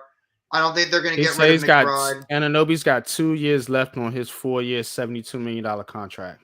Okay, so he's still under contract. So that's actually a benefit for the Knicks. Mm-hmm. So, I mean, would you give up too much? You're the Knicks right now, and the Toronto Raptors came up to you and said, we'll give you OG Anunoby, but you're going to give us, let's say. All right, Coach, man. Love you too, bro, man. You have a good night, man. You know what I'm saying, man. Get you some rest, man. You know what I'm saying? Yes. And we'll rap with you later, man. But just get some rest, Coach. Take it easy, and I hope you feel better tomorrow. Man, yeah, me too, bro. But if you're the New York Knicks general manager and the Toronto Raptors came up to you and they said, we will give you OG Anunoby, but you're going to have to give us 2 first-round picks, Obi Toppin, and say you want to throw in Evan Fournier and his money. Would you do it? 2 first-round picks, Obi Toppin, and Fournier. Yeah. Because they're going to want first-round picks, and they know the Knicks have them. I She think can I get do it. less. I think I I think would I do too. it because you don't really got no place for Obi Toppin. You can, I mean, you need Grimes more. You know what I'm saying? Grimes and quickly, because like you said, you're gonna have to let one of them youngsters go. Yeah. So you know, you need Grimes, you need quickly, a lot more than you would need a guy like Obi Toppin or obviously Fournier. He's not even playing, but the question remains now is how you fit him into the rotation, Yeah. because now you got Barrett, Brunson, Grimes, um Randall. those Randall and Robinson as your starters. Who's I mean, I assume you trading for this guy to start him, or are you Mm, trading to bring him off the bench? Are you going to put Quentin Grimes back on the bench? Because that's the only way that's going to work. You're you not could sitting turn Grimes Randall. into a 6-man if you thought Yeah, about it. that's the only way it's going. That's what I'm saying. You're going to have to. And how's that going to affect him? You know, just It's a getting good into the question. starting lineup. You know what I'm saying? So it may not be the wisest of moves for them to go that route. But then again, man, if OG is a nice player, man, you know what I'm saying. I wouldn't mind him on the Nets. I love him on the He's Nets. yeah, I think he fit right in. What the hell are we gonna trade for him? That's the thing. Like, what would the Raptors want from us? We're so wing heavy on our team. yeah, And we exactly. can't And just say like have Joe Harris because we already tried to trade Joe Harris for John Collins and Landon Hawk's like, yeah, yep, nah. we can't do it. Yeah, We'd they have to give probably up like want a Cam Sharp or Thomas. Thomas or somebody like Yeah, that. Yeah, you gonna have to give up a young guy. That's the only way it's gonna work. And you know, if it's big fan Breezy, Cam Thomas is untouchable. So yeah. And he Day'Ron ain't. Sharp is becoming more untouchable too. I don't Yeah. feel comfortable trading him as well. So I definitely feel like that's probably not gonna happen. I kind of do feel like the Nets should make a move. They still struggle rebounding. They It's need hard front to court watch help. sometimes. Yeah, Yeah. it really is, We're too man. wing heavy. That's the problem with the Nets. We have so many players that are on the wing, and what big men can you really have confidence in on a night in, night out basis? Now, I know we're nitpicking because we just won 6 in a row. We're playing against the Yeah, defending champions tomorrow night, but at the same time, like, we do need front court help. Besides Claxton, there's nobody in that front court you could really say is like a guy you can 100% trust. Morris is like, he's solid at times. Sharp has had some moments. I like Watanabe a lot, but he's like that hybrid small forward, power forward. yeah. I mean, the only one you could say, I mean, is Simmons. I mean, Yeah, that's true. you know, Ben Simmons and Claxton. You know what I'm saying? And shit, because Royce O'Neal, he don't do good on the boards. You know what I'm saying? KD, he's not really a rebounder. You know what I'm saying? So, I don't even know. eh, KD's got like almost 8 rebounds per game. is he really? Yeah, he's got like I saw his stats earlier. He's got like 30. He's got 30 points per game with about 7 rebounds and about 5 assists. I'm like, damn, KD's been playing that Yeah, good. that's not his strength, though. You know what I'm saying? No, he's had to rebound more because we're just not getting a whole lot of rebounding in the front court. Besides Claxton, he's the only guy. Even Kyrie was getting like close to 10 rebounds at one point. He's what 6'2", 6'3"? He's one of our Yeah. better rebounders. That's not a good sign when our point guard is getting as many rebounds as he is. But Exactly. I mean, Can't have that, man. You know what I'm saying? But the Nets, I seen this report. The Nets have the first fully healthy injury report since 2019. it's a good problem to have. They don't have nobody on the injury list. Says they got David Duke Jr. He's on G League 2-way. Kessler Edwards is on G assignment. Sharp is out on G assignment, and Adonis Williams is on G assignment, and then everybody else is healthy. So that's a definitely good sign, man, for the Nets, man. Having everyone healthy, having this team, we've been waiting. You know what I'm saying? The stat Breezy put out there, a lot of other people put out there, man. The 44 games coming into the season that we had Kyrie and Katie on the floor together. Now you seeing what these dudes could do when they get cooking, when they get chemistry, when they finally get a healthy squad and get some decent role players around them. You know what I'm saying? Now you seeing what this team can do, how this team can cook, man. You know what I'm saying? The Nets are extraordinarily good shooting the basketball right now. You know what I'm saying? One of the best teams in the NBA overall, 3 points, 2-pointers. You know what I'm saying? And so when you see that, man, and you think about it, you think to yourself like, damn, man, where was this the last couple years, man? We've been waiting to see this. So now you're seeing it. Team is healthy, and hopefully they can stay that way, and continue to ascend, man. Right now, fourth in the East. Seem like Boston is starting to slip up a little bit, man. But they got the Warriors tomorrow. As you can see on the ticker right there, they what's handed to them to the Knicks. So I don't know if they're gonna come in there really hopefully ready to compete with Brooklyn, man. You know what I'm saying? The Nets coming off a couple days of rest at that, man, with a fully healthy roster. And the Warriors don't have one Steph Curry. So the Nets could make it 7 in a row, man. 7 in a row coming up here, man. The next game, man. What you think, man, about this coming up game here with the Nets, man? About them finally being healthy, man. It's a good problem to have. It's a great problem to have when you have a fully equipped roster, and you know what it's going to do now? This is going to put the emphasis and all the pressure now on Jacques Vaughn as a head coach, because he's going to have to find a way to distinguish the even amount of minutes for every single one of these guys. Mm-hmm. And you notice sometimes Jacques Vaughn, he puts out different lineups depending on the matchup that this team goes against. So I want to see how – I love it too. You don't have – some guys play less minutes. Some guys play more. Sometimes you see Simmons starting. Sometimes you see Simmons coming off the bench. Sometimes you see Harris starting. Sometimes you see Harris coming off the bench. I like the makeup of this basketball team, and I love the depth Bookends? What's going on, Bookends? But I'm just – it's going to be on Jacques Vaughn now. I want to see how he can put together, the roster and see how he's going to divide up the minutes on a night in and night out basis. That's going to be the interesting part of this entire thing with the Nets going forward, because it's all going to depend on matchup, especially starting and going into tomorrow night. And I believe we have the Bucks right after that. So it's going to be two monster matchups for this team. But I'm confident.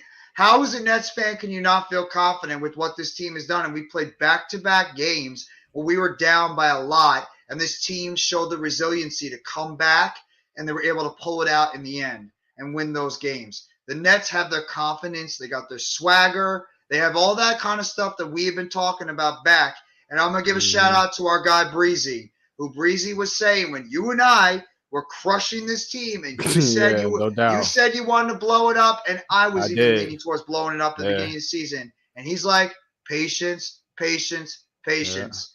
Yeah. Let this team come together. Let them gel. Let Ben Simmons get healthier. And you know what? Ben Simmons is getting healthier, and Ben Simmons is looking like a guy that is starting to get his legs under him, and he's playing more aggressive to the basket. I don't even care about the points right now because he's getting it done in other aspects of the game. So I just love what this basketball team is doing. I love the confidence of this team. They're playing right behind their two leaders. Durant and Irving are leading the way. Guys on this team are contributing. Doesn't matter who it is on a night in and night out basis. And this team is starting to look like the basketball team that we all envision as Nets fans, that is going to be a top of the Eastern Conference team, and they're going to be a threat, especially if we can find a way to get a little bit more front court help, which I do believe we are going to make at least one move by the trade deadline to get some front court help too, unless they really have faith in Day'Ron Sharpe to be able to hold it down as that backup center. We need some more front court help. If we have to sacrifice one of our wing guys, I'm willing to do it. But I just believe if we can get another front court player on this basketball team, we are in very good shape to possibly take the Eastern Conference and possibly even, the entire NBA. Because look at some of the teams in the East. Miami, Miami is not the Miami that we thought they would be. They're off to a very sluggish start this year. I don't know if you heard the report about the Bulls. I mean, I don't know how Pat and AK are feeling about the Bulls. That like the whole team is against Zach LaVine now. Apparently, he did something insubordinate to his team after one of the games or said something. So like they're all Oh pissed off at wow. him. Yeah, I just saw it on my Yeah. phone. Like they're all Yeah, they just got Zach they LaVine. that's the game I watched when they played the Knicks, man. The Knicks gave it to them cats, man. I Yeah, ain't gonna that team is a front. team in dysfunction, but the They Cavs are gave it to still a them. threat. I mean the Pacers. I got to give credit to the Indiana Pacers. They're a lot better than we thought. Halliburton looks great. That kid The Benedict Sixers is a Mathurin, he looks team to watch tremendous. for Sixers are now good too. Yeah, because they on a 5-game win streak as well. So the NYG, Cavs. I'm telling you, I want the Bucks and I want the Celtics. I want to beat their ass when it comes down to Yeah. it because those are the two teams. They're the standard bearer of the Eastern Conference. They are the teams that have been the top two teams in the East for the past 4 or 5 years. They are the teams that we are looking at right now, especially what they did to us the past couple of years. You can lump the Sixers in there on blood, bro. Like we felt about the NFC. When we talk about the Giants and we talk about our divisional opponents, I want blood when it comes to Boston, and I want blood when it comes to Milwaukee because I got a You bitter gotta have your taste. chance in the next 2.5 weeks I because want it. I got blood in my Milwaukee, you mouth. got them Those on two. Friday. You know what I'm saying? You got the Cavs on Monday, so that's 2 tough games back to back. Then you got another contender in the Atlanta Hawks who have starting to come on a little bit as of late. And then you got some cupcakes, Hornets, Spurs, Bulls, Pelicans, and then you got the Heat, and then you got the Celtics, man. So Boston. I want Boston, bro. I don't know yeah. how you feel, but I want Nah, Boston. and that's been my measuring stick, man. That's been my measuring stick since since we started this show, man. I said I want to see them win against those teams that's in front of them, man. Boston the Milwaukee, beat Boston and beat Milwaukee. I'm not even worried about the Cavs so much, man, because I think the Cavs are probably I think they're gonna slow down here. Yeah. So it But to me, MRG. yeah. I'm sorry. Go ahead. No, I was saying to me, it's really the ones that I'm looking for to beat. It's my measuring stick is Milwaukee and Boston. Booking says I hate the Pacers ever since Reggie Miller. Me too. Yeah, I bet all they're not just Knicks fans, but any fan of an Eastern Conference team in that era, He man. almost screwed my Nets team back in Hated that Reggie Miller. first year. That first year, Reggie Miller, I got visions of Reggie Miller shooting a He used half to court give it to the shot. Bulls too, man. He gives it to everybody. Freaking Reggie all the time at the end of the game. He gave it to the Knicks the worst though. Oh my god! The Knicks fans still probably have PTSD when he scored 7 or 8 points in a matter of like 10, 12 seconds. But for me, it's the Celtics, bro. Yeah. I don't know how you feel, and I want you this. This is where you're gonna put your Nets fandom into play. For me, since we got swept by those bastards, and I'm calling them bastards because they were laughing at us when they swept our ass during that cheesy ass team. When they swept us at our damn arena, I've had a bitter taste in my mouth for that goddamn Celtics team. When I see Jaylen Brown, Jason Tatum, bro, I hate Marcus the Boston Smart, Celtics I hate more than them. any team in the NBA. I hate them more than any team in the NBA. You know what I'm saying? And I'm very, like I told you, I'm very objective when it comes to basketball, man. But the Boston Celtics, they strike a different nerve with me, man. They struck my nerve last year. Team. They I can't stand struck them. my nerve. I cannot stand them. I'm getting fired up right now. I'm actually I'm getting as emotional with the Celtics as I get when it comes to the Giants NFC opponents. I really have vitriol hate for the Celtics for a basketball team because they embarrassed us last year. And I want Kyrie and I want Kevin Durant. I want everybody that was on that basketball team last year to when they see that damn Celtic 4-leaf clover, when they go to that stupid ass arena, they have the images of when that team embarrassed them last year in Boston running through their minds, and they better be thinking, I want to kick that basketball team's ass so hard because that's the team that I keep thinking about every freaking time when I watch the Nets play. I'm like, get me, Boston. And I want Milwaukee too because I still got nightmares from a couple of years ago with KD on the damn 3-point line with a foot on the line. Goddamn, man. I can't stand Milwaukee either, man. That's so front ass team too, man. I feel like they just, I feel like they kind of like why Milwaukee, why the Bucks, man, why we got to lose to the Milwaukee Bucks, man, of all teams, man. Now the Bucks been good, man, and they won the chip a few years ago, but I always felt like that's a fluky ass team. You know what I'm saying? So I respect the Bucks, man, but I definitely think out of all the teams, man, I think that's the team that we should be beating.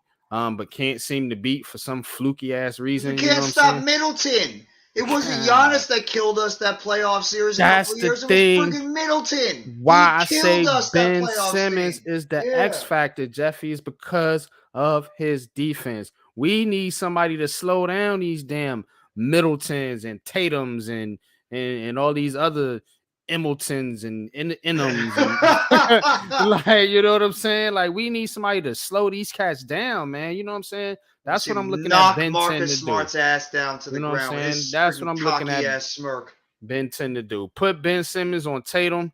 You know what I'm saying? And give KD a break so he don't have to guard the guy's best player. That's what Ben Simmons need to be doing. You give Kevin Durant a break. You let Ben Simmons burn his energy out, guarding whoever on the defensive end, and let KD cook on the offensive end and put pressure on whoever's guarding him. So I mean, that's how I'm looking at it, man. Now, if you're the Brooklyn Nets and you're faced in Boston in a series in the playoffs, do you want Ben Simmons mainly guarding Jason Tatum, or do you want him guarding Jaylen Brown? I want him guarding Jaylen Brown because to me, Jaylen Brown, I think Tatum's more of a guy that can beat you inside with driving to the post. But Brown, that guy, it's just there's something about Jaylen Brown that this guy just rises up when he sees that Brooklyn team. Jaylen Brown had some monster games against us, even better than Tatum. Brown, every single game we play against him, Jaylen Brown killed us in that series. We have I want Simmons on Brown. I think Brown is the guy that's more deadly on that team than Tatum. And I know how good Tatum is, but Brown, that dude raises his game to another level when he gets into the postseason. So that's just me. I know you're probably going to say Tatum, but I want Ben Simmons on Brown. That guy to me is more scary on that team than Tatum. Well, it depends on who you think is going to give Kevin Durant more problems. I think Jason Tatum would give Kevin Durant more problems just because the way he plays basketball. To me, I could say either or. But I definitely want Simmons on one of those two guys. You know what I'm saying? It could be Tatum or Brown. I say Tatum just because he's the best player, in my opinion, on that team. I know a lot of people like Jaylen Brown, but Tatum is their superstar. He's their best player. I got it. Mm-hmm. We got Ben Simmons and Royce O'Neal here for a reason. Put Simmons on Tatum. Put Royce O'Neal on Brown. Those are your two best defenders on the team. Put those two guys against those two guys, and like KD can go against Al Horford. I'm sure. I mean, Al Horford's 50,000 years old. I'm sure KD's gonna be able to take him on. Al Horford just gonna take a bunch of 15-foot turnaround jump shots or something like that. Exactly. He ain't gonna do much out there. who would you have guarding against Marcus Smart? Because you got Harris, you got Seth Curry. You got to put Kyrie on him, man, or Ed Sumner. That's true. You know what I'm saying? Sumner's a solid defender. You know what I'm saying? So that's where a guy, man, if you could get him, and Anunoby would come into play. You know what I'm saying? Trust Claxton can hold up against Robert Williams because Robert Williams gives a load to handle last year too. That dude's an underrated center. Yeah, I think Claxton can hold up, man. Some people talking about Claxton as defensive player of the year. He's like one of the top shot blockers in the NBA. Yeah, he's getting buzz about, you know what I'm saying? Defensive player of the year. So I'm putting him on either one of them cats. You know what I'm saying? You don't want him on frame. I think he's he got smaller, like he's got that slim frame that maybe if he goes up against one of the bigger centers that they might give him a little bit of issues because they're gonna be able to not bang him around in the front court. That's probably why people are a little bit afraid of like a Robert Williams or an Embiid or an Adebayo or one of those guys, because they are bigger senders and they play a little bit more physical with Claxton, because Claxton's not a big center. He might have a little bit of issues being able to hold up against those guys. So that's the one thing I just worry about with Claxton. But otherwise, Claxton's been unbelievable this year. He's probably been our third best player on the team, not named Kevin Durant and Kyrie Irving on a consistent basis. I'm not worried about Claxton one bit. Only thing I'm worried about with Claxton is the dude has got to stop committing so many damn fouls, and he's got to shoot the free throws better, because we have to take him on the court if he can't hit free throws. We have to. We can't keep him on the court when it's come down to pressure games, because teams know if we're in a close game and Claxton's on the floor, what do you think they're going to do when we have the ball in offense? They're going to go right to Nick Claxton, and they're going to foul that dude to put him on the line, because they know he can't hit any foul shots on a consistent basis. So that's the only things I worry about with Claxton, is he's got to be able to be a little bit better of a free throw shooter, and he's got to stop being in foul trouble, because he gets in foul trouble sometimes way too quick. A lot of the Nets get in foul trouble, though, man. I think Ben Simmons gets in foul trouble way too much. The Nets foul a lot. They get called for a lot of fouls. They do. And even Joe Harris fouls a lot. I'm like, Joe, what are you doing? Why are you fouling so much? You're not even a defender half the time. You're a 3-point shooter. Right. He's out there trying to do too much, man. Harris needs to stay, like you said, behind the 3-point line, man. But I do like the fact that he's taking it to the basketball. Harris can do that. He can do that. It's just he just need his confidence. I think he just need his confidence back. And much like Simmons, we got to understand that both Simmons, Curry, and Harris are all coming off major surgeries in the offseason. So it might have taken a little bit of time for them to get their legs under. When I heard they were thinking about trading Harris, I thought, I understand they want to shed that money, but I still think that Harris is a player that would be a key contributor, because when that dude gets hot behind the 3-point line, we don't have anybody on the level of Joe Harris as a 3-point shooter. Even Seth Curry, Patty Mills, any of our other guys. Joe Harris is just on a different level when that guy is shooting the beat 3 good, because he hasn't won the 3-point percent. He hasn't been the best 3-point percentage shooter 2 times in his NBA career if he wasn't that good. So that guy could be major if we could just get him going behind the 3-point line. I think he's coming. I think he's coming with Joey Buckets. Yeah, man. True that, man. Let's cap it with the baseball, man. Like I said, we're gonna make this a short show. No doubt. The one thing I just wanted to say about the baseball, I know you got your Mets stuff, and I'm gonna let you get into that, but I'm just gonna talk about the Yankees real quick. They officially signed Aaron Judge. We did not get Bettantini. I'm disappointed about that, because I felt like that's a player that we could have really used. I felt like that's a player that we needed. You know what I'm saying? Now I don't know if they're still in on this Brian Reynolds cat. He could possibly be coming in here, man. But they gotta get that left field figured out. You know what I'm saying?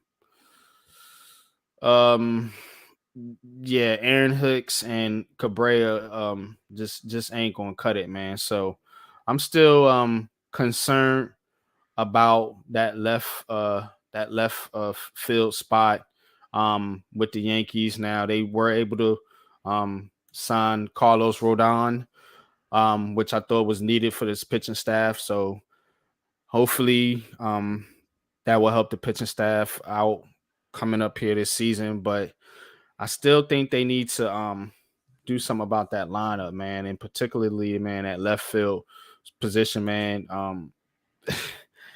Yeah, man, that Benintendi news kind of stung me a little bit, man. I was really banking on him coming back, but they got some options. There's what's this Matt Kepler cat. I got a guy for you. Who you got? And he's a former Met. Would you take a chance on Michael Conforto? Conforto, yeah, I was hearing his name in the mix too. He's coming off a major Yeah, injury. he's coming off an injury. That's the thing. Depends on what it looks like. I mean, you know what I'm saying? If it's one of those prove it deals or whatever, sure. You know what I'm saying? Am I going to throw big money at him? No, he's not going to get big money No. coming off an injury. Yeah, not throwing big money at him, but on a prove it deal, sure, why not? You know what I'm saying? Because we need to get outfield help, man. That's our weak spot right now. You know what I'm saying? We shored up most all the other positions. You can say third base. And they also lost Matt Carpenter, who I thought played well at times last year. Yeah. So we lost some pieces. But now that I'm thinking about it, man, I mean, if you're the Yankees, man, and the Yankees have always been praised for their farm system, man. Where's these young guys at, man? Where's these young guys? Because we always looking to trade for somebody or sign a free agent. And we talk about this all the time in sports, man, how teams can't be built out of free agency. Our best player right now, Aaron Judge, came up through our farm system. Mm-hmm. So, yeah, man, I want to see what's good with some of these young players. Now, I'm not as tapped in enough to baseball to know who's in the Yankees farm system. I do they know they got I got a couple of them. That couple guys, I think Volpe, Peraza, yeah, Jason Dominguez, I believe his name is. Yeah. So maybe they can get something from one of those guys to step up, man, but I don't want to see Aaron Hicks start at left field. No, if Aaron Hicks is gonna be starting for you guys, Yankees fans are gonna lose their absolute goddamn minds. Yeah. But that's what it's on. That's what it's on track, man. That's what it's looking like right now. Aaron Hicks or Cabrera, Oswaldo Cabrera. I'd start Oswaldo Cabrera. Cabrera. I'd start him too, but I mean, is he the answer? I mean, he's a young player though, so we'll see. You know what I'm saying? But I mean, he wasn't great out there last year. So, yeah. So we're still on watch, man, to see if the Yankees can fill that left field spot. So they got 2 out of 3 items checked on my bucket list. One was sign Aaron Judge. The second was get starting pitching help, which they was able to get Rodon, who's supposed to be a pretty good pitcher. And the third was left field, man. I was banking on Benny coming back, but he took the money and ran. Can't be mad at him. So we're gonna have to pivot now. So that's what we're looking for with the New York Yankees right now. It's slow in baseball, so I'm not gonna spend too much time on it. But give us your Mets report briefly, Jeff. And please go check out Jeffy's channel. He does Mets news frequently, Mets updates, man. He keeps me in the know when it comes to the New York Mets. But give us your Mets report real quick, Jeff, before we get up out of here.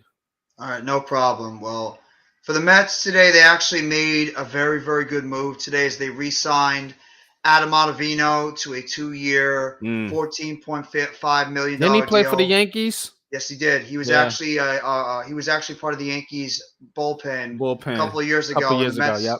Mets took a chance on him, and he actually pitched pretty well. I believe he had a 6-3 record.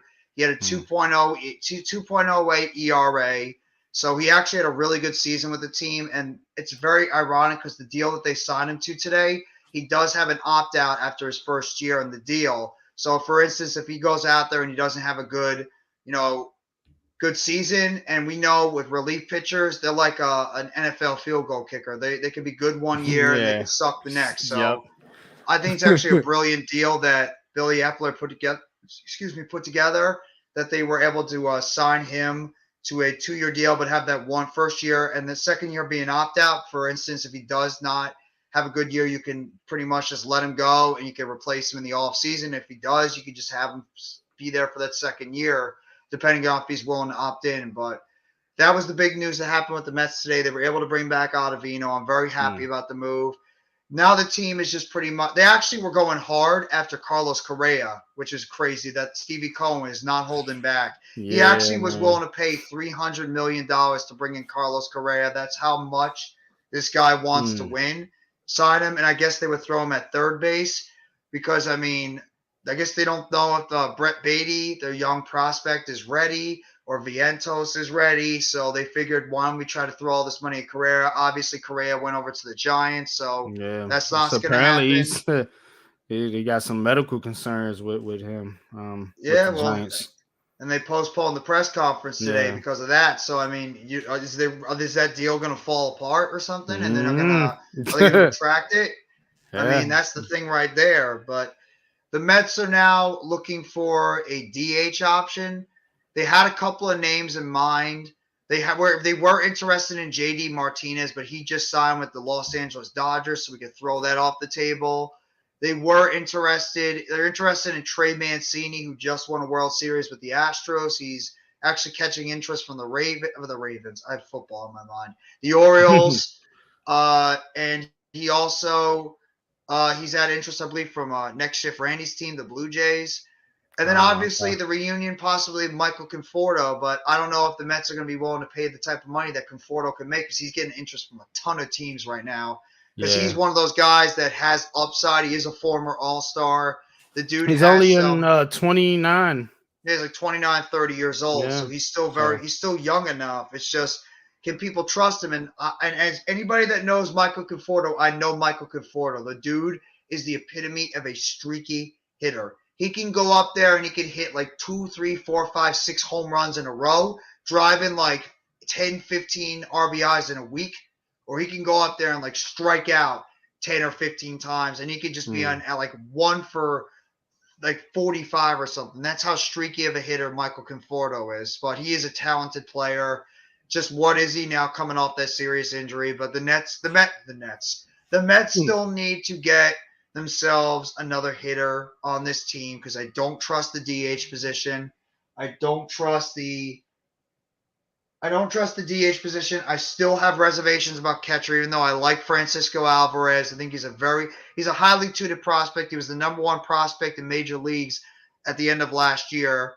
But I just got to see this kid be able to go in there and get a chance, even though we did sign a catcher recently. The name is slipping my mind. Also, Omar Narvaez, I believe. He's from the Milwaukee Brewers. We signed him to a short deal. He's more of a defensive catcher like Tomas Nido. The Mets have been interested in trading both James McCann, who sucked last year. So we could pretty much try to see if we can unload his contract. And I've actually been against this, but the Mets have been looking to possibly trade Carlos Carrasco too, because they might want to give David Peterson and Tyler McGill, a couple of their younger pitchers, a chance at winning that fifth rotational spot. Because we did sign Jose Quintana, we did sign Kodai Senga, and obviously Justin Verlander, who just had his press conference today. So we pretty much revamped that rotation. We actually even had interest in the Chicago White Sox closer, Liam Hendricks, who I think the Mets are trying right now to build themselves a fortified, strong back end of their bullpen because they know when you have guys like Justin Verlander and Max Scherzer and some of these guys that are older pitchers, that they're probably not going to be able to go 5, 6, 7 innings on a consistent basis anymore. The Mets are thinking we got to build ourselves a strong back end of our bullpen, so at least we know if these guys are going to go a certain amount of innings because, the wear and tear and everything, they just don't have what they had before. We at least have this very vaunted back end of the bullpen with David Robertson. You got Ottavino now. You got Edwin Diaz at closer. And then if you could find a way to ever trade for a Liam Hendricks, you just absolutely fortify the back of that bullpen, which I think would be an excellent move if they could find a way to make that happen. It's just, what would you be able to – what would the White Sox want? I don't know if he's a free agent or if he's signed to a deal and we'd have to trade for him. But, yeah, it's really just about for the Mets. I think their rotation is good. They might be looking for maybe like another starter just for depth reasons, but I think the rotation is set. They still need to add themselves at least one more hitter in that lineup, maybe 2. Conforto could be the answer. I just don't know who else will be an option, but I would not be surprised if Michael Conforto is a Met next year. And in Conforto is terms, intriguing, man. He's also intriguing for the Yankees as I think it'd well. be perfect for you guys. You guys have had interest in Michael Conforto for a while. You Yeah. guys have been sniffing around Michael Conforto for many times. You just never pulled the trigger. But especially Mhm. now, with the fact that you guys need a left-handed hitter in that lineup Yeah. that does have some power, and even though he is streaky, the guy can still take advantage of that short porch In in right field. Yankee So Stadium, yeah. if Hmm. I were you guys, I would actually take a chance on Michael Conforto because he can't be any worse than Aaron Hicks. I mean, you guys Yeah. have some holes in that lineup. I mean, do you really trust IKF, Josh Donaldson, and Aaron Hicks in your lineup? I mean, Aaron Ah, Judge can't be the ah. answer. You can't just have Aaron Oh, Judge as God. your only big signing in that lineup, and that's it. I like the Rondon signing. I have to say that. I do like the Carlos Rondon signing. I'm just a little weary if this guy's just like, just doing it now because he was a free agent, and we know with every sport Everybody, players. everybody does that to the Yankees. They come Yeah, here and they don't perform as you would think, and it's because the Yankees overpay for so many of these players that you look at them. And some of these players like Garrett Cole, if Garrett Cole was on, I don't know, the Diamondbacks or something, nobody would be saying he was a struggling pitcher. do You you know what I'm think you pay saying? It's overpaid for Rondon? What'd they give him? Like 6 years, 100. Like, Two was it 260? two something, yeah. I mean, that seems to be the going rate. You know what I'm saying, for pitching these I'll, days. I'll, We I'll gave I'll check it right now. I'll we let you know in a gave we second. gave Cole what, 300 million? So Yeah, and um I know how you feel about that contract. it's terrible, man. You know what I'm saying? Just like, hey, we'll see, man. You know what I'm saying? Hopefully Aaron Judge won't screw us. You know what I'm saying? I mean, some people don't like to stand in contract, man. We all these Six players, year, $162 million contract with a $27 million average annual value. I think that's actually not a bad deal. that ain't bad. No, Because he was asking for I think two and some change last yeah, I looked. So yeah, he actually got him at a little bit of a deal, man, which is he's not old either. He's only unusual. 30 years old. Right, that's what I'm saying. Only 30 years old, and you know, him, Cole, um, Cortez, Sevy, if he's right, you could throw Montez and Herman in there, as back end guys. So Yeah. I mean, it ain't bad. I don't feel great Some people are about it. saying it's one of the best rotations in baseball. I don't know about I that. actually read that some people are I don't know saying that the about that. Yankees have one of the best I don't rotations know in about that. baseball. I had to like Mm-mm. turn my eye because Cole has No, not been Cole. no. Rodon, I like. Cortez, I The think is a Astros solid definitely have pitcher. a better staff. Yeah. I think you guys, the Mets, have a better staff. I'm I very don't know. nervous about my starting staff. I gotta be Verlander and honest. Scherzer is Can one they stay two. healthy though? It won two of the best in the game. So I mean, you got two of the best in the game, 1-2 right there off rip. You know what I'm saying? Can they After stay that, I healthy mean, though? That's the problem. yeah, man, that's a lot of players issue, you know what I'm saying? But I mean, on paper though, I think you guys are up there, you know what I'm saying? You can't, a lot of these other teams, man. I mean, just looking around the league, so I don't know about that. I know the Yankees pitching stats were not bad as the eye test would tell you. Yeah. But I don't feel it, man. I just don't have the confidence in this pitching staff, man. I do want to see them bring in some bullpen help though. Um, I agree with that. I think you guys need to get a little bit more I want to bullpen see help them in that. bring in In some that yeah. more bullpen help.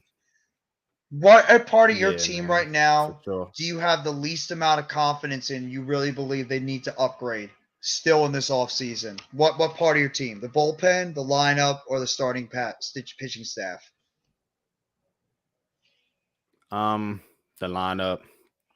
Okay, that's what I Um, figured you were gonna say. yeah, because we got too many. We don't have enough contact hitters. We don't have enough on base guys. We got a lot of swing and miss guys. We got a big mess at the bottom of our lineup. We talked about it left field. We talked about Donaldson. some of these other guys. You know what I'm saying? So I think Judge makes it look better than it is, Judge and Stanton, but it's not a good lineup, to be honest with you. What about And LeMahieu? if right, he's good. Um, but he's been banged up, man. And we just gonna have to see, man. I think some, LeMahieu, he's all right, but I don't. We need more, man. You got guys. Gleyber Torres has not been good. That's one place to start. I, IKF, yeah, I'm not mad at IKF. I know, some fans don't really like him, but Yeah. I think the biggest disappointment to me has been Gleyber Torres. I mean, we were looking at this guy, man, as a Yankees fan, to be the next great Yankees shortstop, man, and he's done the opposite. He's fell short of that. No pun intended there, but Yeah. he hasn't lived up to the hype. He's got to be better. You know what I'm saying? And you got to get something from third base and left field. Whether it's LeMahieu, Josh Donaldson, I don't have a lot of confidence in. You know what I'm saying? And then we already talked about left field, so I think those spots was what's been really killing the Yankees. Now I like this Bader guy in center. I think he's a good defender, a good contact hitter. Of course, you got Judge, you got Rizzo at first. We talked about IKF, you know what I'm saying? So, and Torres, so I think,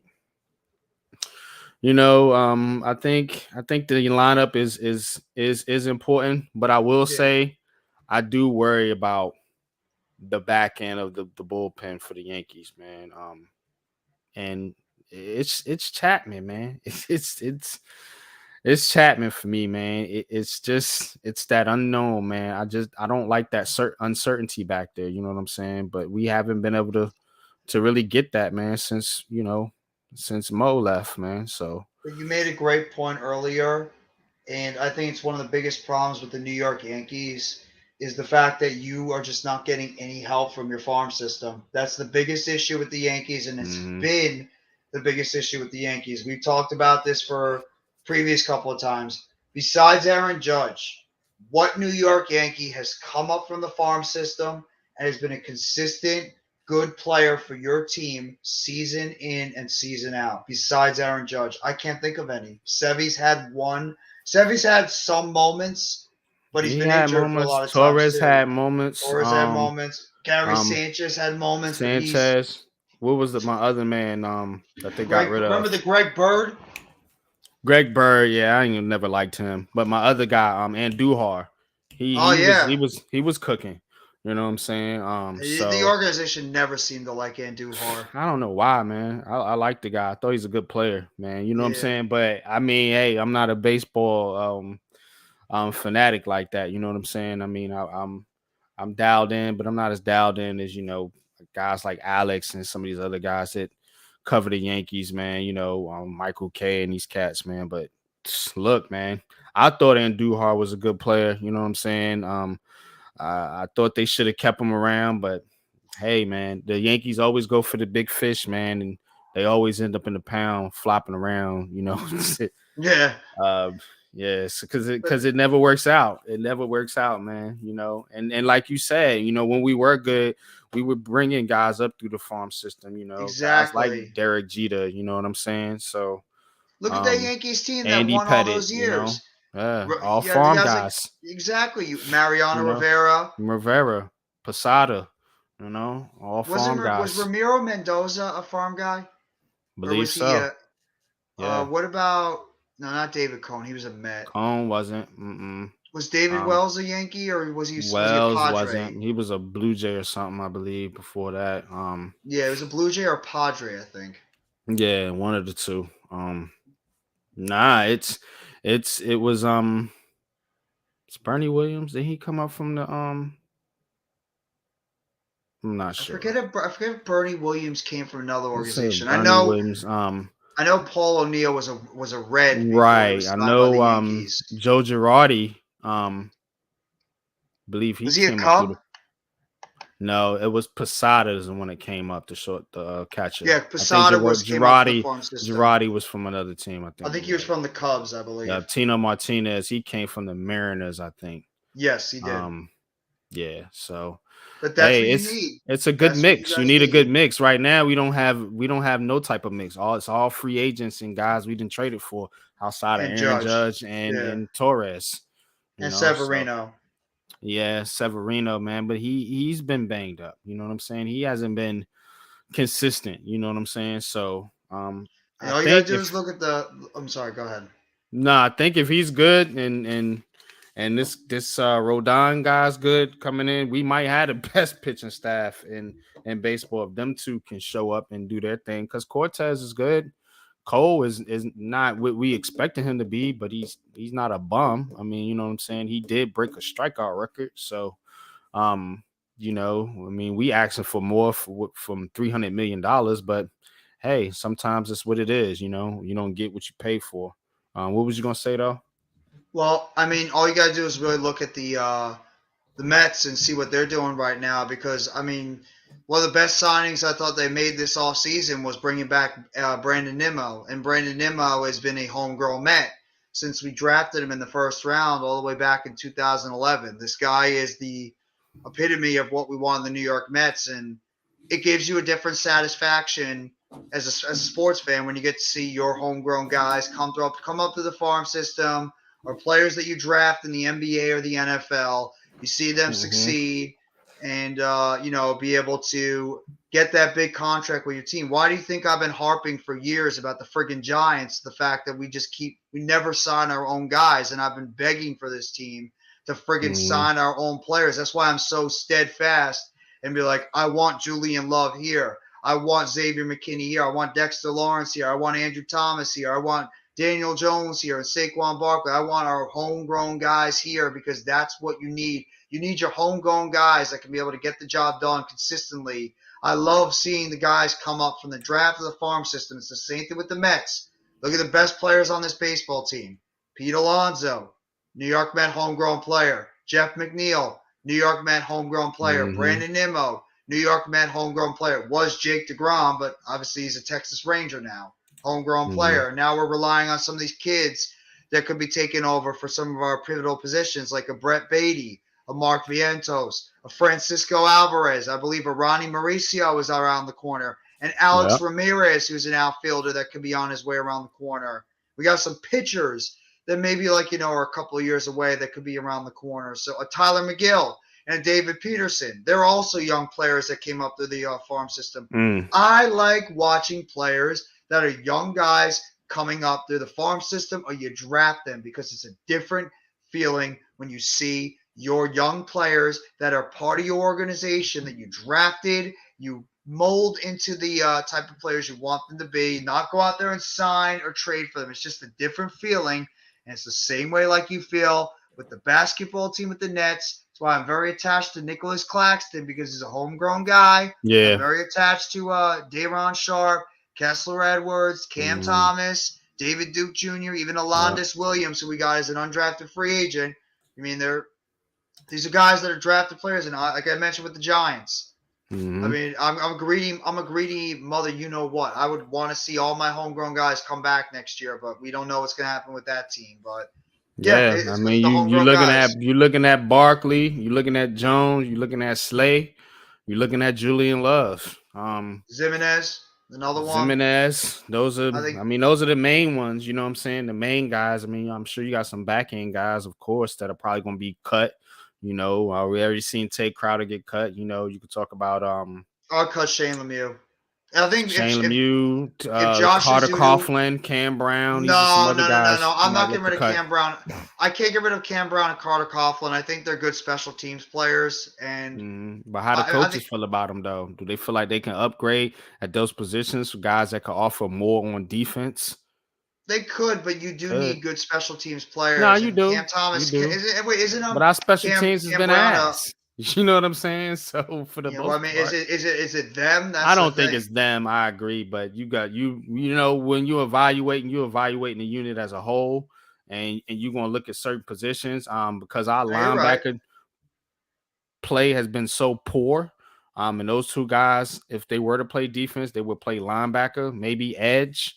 You know, either way, that's still a linebacker spot. So that's why I'm thinking too. You know what I'm Yeah, saying? Julian Love's got to play a whole bunch of snaps on the Special special teams, teams. yeah, I that's don't true want to too. see him out there. I don't. I mean, if Hmm. he's doing a good job, I mean, praise to him. That's why I freaking love Right. Julian Love so much on this team. But I mean, It's just the Giants deal with injuries so much. It's like oh my we god, yeah. need depth. You know what I'm saying? We got to continue to add depth, man, and that means getting better starters. But as you get better starters, just the guys you got starting, that's going to push them into being depth pieces, which is going to push the other guys off the roster.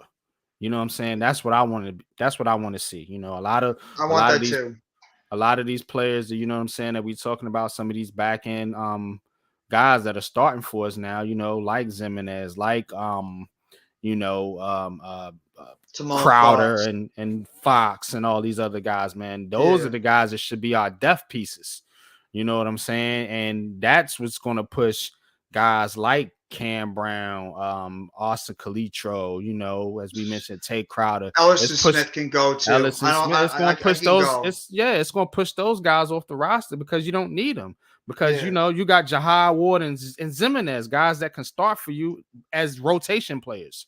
So some of these other guys, man, I want to see them, and that's why the Giants special team has been bad, because you got guys on special teams that don't even deserve roster spots, but you got the guys that should be playing special teams starting for you. So you got to bring up all these practice squad guys. The Giants seem to make more practice squad moves than any team in the NFL, it seemed like. You know what I'm saying? We're Yeah, you're always right. Every rotating friggin' guys moment. off the practice Every. squad. It's because we don't have no depth on our roster. And that's the That's the biggest problem with this football team, and has been the biggest problem with this football. It's kind of funny how we went right back to football, but we can't help it. yeah, yeah. It's this team has been lacking in depth for so many years, and that's why, like we complain about, oh, this player is not that good, this player is not that good, but we haven't had depth. We've had to play some of these guys because we don't have a choice. We missed so many years with the friggin' draft picks. I mean, Yeah. that's the problem, is that we couldn't draft for so many years. And even this year with this draft class, I mean, obviously they're not busts, but a lot of these guys are incomplete. A lot of these guys in this draft that we just had this past year is incomplete. Besides Mhm. Thibodeau, Evan Neal has been an incomplete. He's been injured and he hasn't been great this year, but nobody's going to give up on him. I Yeah. mean, Robinson has been hurt most of the season. He's probably not going to be ready next year. Azudu's been injured, in and out of the lineup with injuries, and he's not been great. I mean, Flott's been hurt. You know what yeah, I'm saying? Flott's been Bellinger been hurt. hurt. Bellinger's been hurt. Belton's Uh, Belton's been hurt, and he's been a back end guy. Beaver's never played. McKeithen never played. McFadden's more of a backup. I mean, besides yeah. Kayvon Thibodeau, it's really been incomplete for this draft class. So we need Mm-hmm. to be able to hit on our draft picks. That's the problem. That's the I thing think that we hit need on to our do. draft picks. I just think that injuries just wiped them out. You know what I'm saying? I think most of these draft picks are, in my opinion, I think we hit on Evan Neal, KT, obviously. I think Wando Robinson is going to be a terrific slot or receiver for this team for a long time. The Giants always seem to nail that position.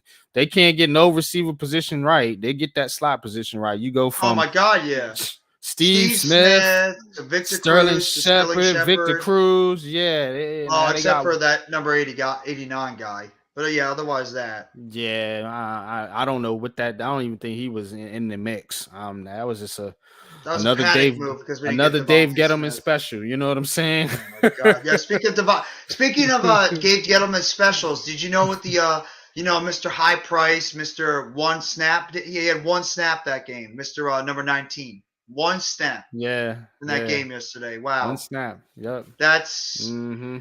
since Pretty we good, talk ain't about the Giants right now, would you say that? And I think I should have asked this up with Adam earlier on when he's doing his stream. But would you say that Kenny Golladay is the worst contract in Giants history that's ever been given to a player? It's close. It's close, man. You know, some people all argue Nate Solder. It, I mean, who else you thinking of? Man, it's been some bad ones, but off rip. I mean, I guess because it's recent. I mean, that's about the baddest one I can think of. I mean, you know, you had some Dave Gettleman specials like Patrick Omame and Jonathan Stewart. You know what I'm saying? But they wasn't making Oh near enough my money God, that Patrick Omame. Kenny Galladay is making, though. That's the only difference. Remember It's the money Ifedi he's getting. Adedebo, the kid we got Yeah, from Minnesota who didn't even yeah. make it out of He training didn't even camp? make it, man. You know what I'm saying? It's just it's been. I mean, how about Brandon Marshall? Remember we signed him? He was a bust. Oh You my know what I'm God, Brandon saying? Marshall was terrible. Wide receiver. So I He mean, was terrible we've when we had signed we've him. we've had a lot of those, man, in recent. But to me, what hurts more than anything is the draft picks, man. It's the That's draft why I picks get being so so pissed. bad, yo. How many So draft bad. picks have we let? How many draft picks have we not signed over the years? Like I said, we've only signed 2 drafted players to multi-year contracts, and one of them didn't even last 1 year, and the other one, as much as we all love him, is pretty much a guy that can never stay healthy. We've And these never cats are kept our guys. these people are banging to bring Sterling Shepard back. I don't get it, man. I don't care. I don't get it. If he's gonna say he's gonna play 1 more year, I'll bring him back and let him retire as a Giant. I don't care. But That's you not a problem with complain me. about injuries and players not being on the field, and we want to sign Sterling Shepard and Odell Beckham Jr. and bring back Saquon Barkley and Daniel Jones. This is what the Giants fans are asking for. You know what I'm saying? More so the former. Been getting a lot of traction, which means the Sterling Shepard, Odell Beckham Jr. combination. Of course, you know how people feel about Daniel Jones, but man, all these guys have been banged up, man, at some point in their career, man, more often than not. You know what I'm saying? And we seeing it again with Saquon Barkley, man. For real, man. He's starting to slow down, but that's why Yeah. that's why I've been saying, if you're gonna bring back Odell Beckham Jr. and Sterling Shepard, you make sure they are not primary guys on the football field. But You they gotta reduce be their though, roles. Jeffy. Yeah, Why? Well, they why do gotta be. they? Why do they? Because they because you're gonna be tying up money and assets to those two players, so they're gonna have to How much do you think contribute. You Sterling can't. Shepard is going to make? Honestly, Hey, look, who are you bringing in as your wide receiver core? Because the rookie you draft, and whether it be first, second, or third round, he's not gonna be making more than these cats. Maybe Shepard, but Beckham definitely not. You know what I'm Beckham saying? is a So different story because he's that's going to make more money. Shepard's not going to make mhm. jack because he's going to be still coming off an ACL injury and he won't be ready for the season. So And that's then what? different. I You mean, could get then pennies for why him. pay him? You can get that guy to you can get that roster spot to Isaiah Hodgins. But I'd that's rather see why him come the back. reason why I had the argument with him is if he's willing to take a small deal, he's not playing at the beginning of the season. You don't have to worry about giving him a roster spot because he'd be on the PUP list or IR. He wouldn't be starting the season. You don't have to worry about it. He's still part of the team, but he's on IR. He's not starting the season, so at least he's still part of the organization, but you leave that roster spot open for an Isaiah Hodgins or for a Richie James if you bring him back, or whoever you want to bring in. That's why I And then when he say comes I back, don't have a. you're gonna have Well, to that's if cut he one of comes those guys. back. That's if he comes back, or you play with another receiver on the team. You add another receiver if you need more depth. You can Yeah, make it man. work. I I'm just like throwing it Shep, out there. but I'm not. I'm I not. don't I'm know if not. I don't know if I want to play those games, man. I No, want fresh I blood have in no here. problem if he goes. I have no problem if he Yeah. goes, but I think he knows his career is not going to be around that much longer. And I'm just saying it because I think the dude knows he's not going to be playing football much longer. So I Just give think it up. Just give it up, man. it's What's it's he? hard. It's hard, bro. It's hard to I just give it know. up. I Something you know. love to That's why do. sometimes, as an organization, as a coach, or whatever, you got to save the player from himself. Look, bro, your career is done, son. You've had concussions. You've had multiple leg injuries. Look, bro, you don't need to step out on this football field. If you want to step out on this football field and you want to take your chances, a la Victor Cruz, go sign with the Bears. Go sign with the Packers. Go sign with somebody else. Hope it works out for you, bro. That's how I'm approaching Yeah. it. Oh, I You know what I'm agree. saying? I agree. I Sometimes you feel the got to same make those way. hard decisions, man. And we all say, Joe Shane, he's a sheep in wolf clothing. He's gonna make all these tough decisions. Well, he's had to make some tough ones so far, but by far this off season, is gonna be the toughest decisions he's had to make as a Giants general manager in his short time. With these roster players, man, that we talk about. You know what I'm saying? The two obvious ones, Barkley, Jones, and then even Shepard, Slayton, Zimenez, Julian Love, some of these other guys, man. So that's See, been here Shepard to me is with not a this difficult this team. decision because Shepard's not a difficult decision because, like I said, he's not going to get Jack. He's not going to get anything on the market. No team is going to be nuts enough It's to pay gonna a be a guy coming off this. difficult. It's gonna The be a other difficult guys is a different decision, story. The other guys are different sentimental wise. stories. Because if Joe Shane decides not to bring him back, sentimental wise, that's gonna piss a lot of Giants fans off. Me, No, not I so much. disagree. But I disagree. I think a lot of mm, Giants fans, as much as we love Shep, I think we are just, they're tired yeah, of seeing this guy get hurt. I mean, maybe it's like I said. I always have this argument because I'm like, out of everybody out there, I'm probably one of the biggest Sterling Shepard fans. I love this guy. I have his I like jersey. Shepard too, man. I Shepard's my mean, guy. He has been my guy on this team since I we like drafted Beckham. him. Beckham was one of my favorite players, Giants players, man, I've in always recent liked memory, Shepard more than man. Beckham. And Shepard's a different guy for me. I This dude's just an all-around good yeah, player I when he's just healthy. I can't deal with the injuries no more. And we're wanting to see our players be on the field. You know what I'm saying? Now you can't help injuries. Anybody can go out there get injured, but when you have a pretty solid history of injuries, as Sterling Shepard has, it's been every season he's had a significant injury of some sort or missed most of the season. Either way, I can't pay a guy, man, to be a cheerleader. I'm sorry. This is business, man. You know what I'm saying? When I can give that money, whether he's on injury reserve or not, I can give that money, that roster spot, man, to another guy that can possibly help this team at some point during the season. If the Giants do aspire to be a championship contending team, sure. If Sterling Shepard was healthy, maybe I'll think about it, man. But like you said, he's not even going to be even nowhere near ready to contribute You're right. next season at all. So why waste the roster spot? I Do you mean, think just if Odell you're going to Beckham? do anything, just IR the fucking guy, man. Do you think Odell Beckham Jr. is going to be a Giant next year? Your honest opinion. Do you think OBJ is going to be a Giant? Take your fandom out and your feelings out. Being like, think as a content creator and like if you're a GM, like in that way. Do you think Odell Beckham Jr. will be a New York Giant? No, I don't. At this point, I I kind of felt that he was, but then I felt like it didn't make no sense to do it this year, which it didn't, and we see that. I was right on that.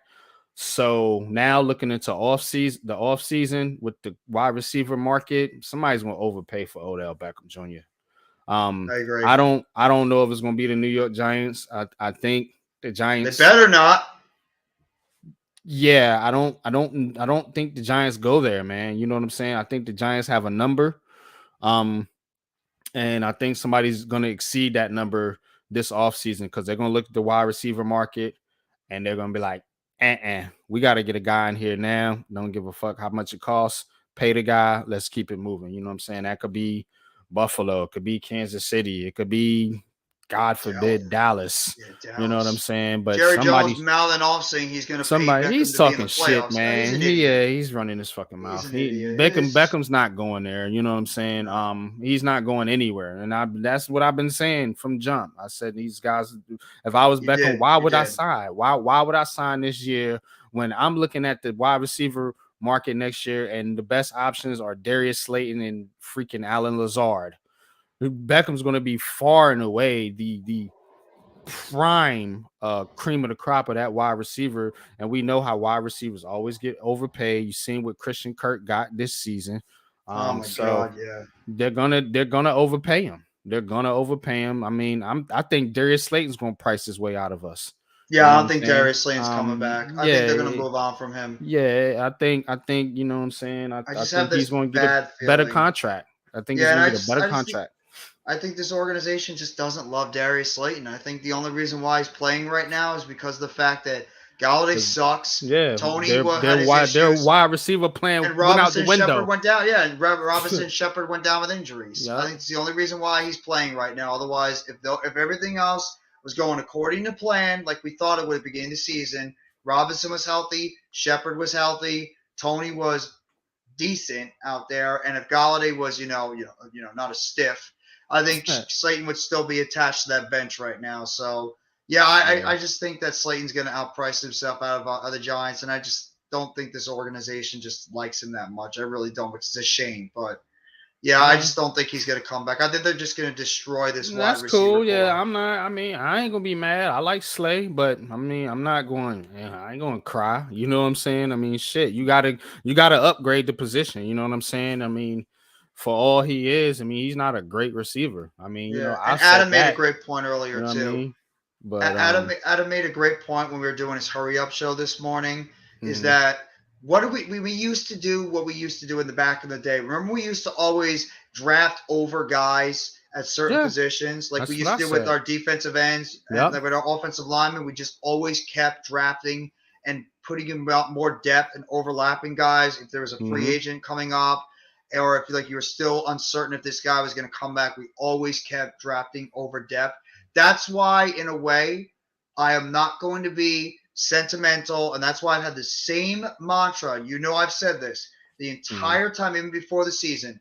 I will not be like crying or upset if any of these guys leave this team. Doesn't matter if it's Daniel Jones. Doesn't matter if it's Saquon Barkley. As much as I love Saquon, as much as I love Shep, as much as I love some of these other guys, if they leave, I'm not going to be upset because I am more about the Giants. And I think a lot of the problems with fans nowadays is that they get too damn attached And to the players. the core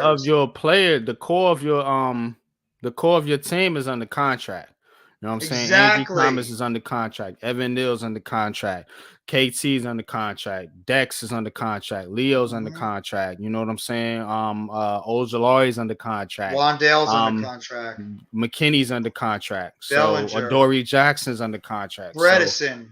right, the core of your team's under contract. You just need to build around those guys, and maybe some of these free agent guys that we talk about, these fringe guys, maybe they just feel like they're not a part of that core that they can be replaced or upgraded from. You know what I'm saying? I brought this up on the stream the other day, man. You know, a lot of people don't like, they get butt hurt when you talk about Daniel Jones, but I'm saying, if you bring in Anthony Richardson, I think we was talking to Adam and Mac. If you bring in Anthony Richardson,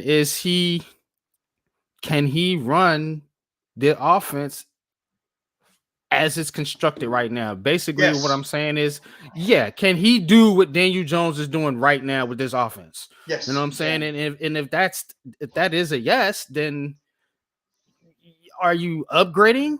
I mean, are you downgrading if you bring in another quarterback? And that's my whole point. You know what I'm saying? If Anthony Richardson comes in here and makes this Giants offense worse at quarterback, then cool. You know what I'm saying? If Tyrod Taylor comes in and makes his offense worse, then cool. If whoever comes in and makes his offense worse, then cool. You know what I'm saying? Because you can make the same argument. People say get Daniel Jones some weapons. Well, what if said rookie quarterback or said free agent quarterback comes in here with the same weapons? Say you go out and you get weapons, fair and square. All right, you bring quarterback A, Daniel Jones, quarterback B, Anthony Richardson, quarterback C, Tyrod Taylor. They all got the same plethora of weapons working with. If quarterback B outplays Daniel Jones, then that's where talent evaluation has to come into effect. And this is where you got to trust your coaching staff, because if they want to move on from said guy, then you got to trust that they see his skill set can elevate the team and that he's better than the said guy you got. You know what I'm saying? And if he can do equally what this guy can do with the same squad, what can he do with better players? It's incredibly well said what you just said. I love the fact that you said that. And I think a lot of it has to do with they have to think. You have to think not only in the present when it comes to these decisions, you've got to think about the future. And that's what I think a lot of Giants fans, especially with the fact that we're winning right now, and that's what people get clouded with, About it, is that right? we're a winning football team now, and we all love it.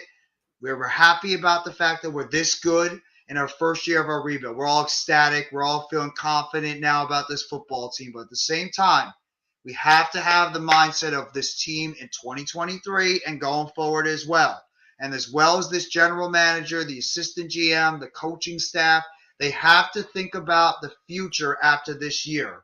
They can't just rest on their laurels, because I'm going to be very aggravated if we just rest on our laurels and we're like, oh, we made the playoffs. Look what we did. Let's bring the whole band back together and let's see if this team can do it again. It's probably not going to be the same the next year. We have to think about, you have to think about possible upgrading this team, because this team is good. That's what they did in 2016. You remember they made And the I was playoffs furious and when they they brought did that. everybody back, and the team sucked, and they ended up getting McAdoo and Jerry Reese fired. So That's why I understand. That's why I feel bad when Adam gets the crap that he gets, because he has a point in a way when he says it. He does. He has a big time point when he says it about this entire team, including Daniel Jones. We have to really take the sentimental factor away from this team and from Daniel Jones or whoever it is, and we have to think about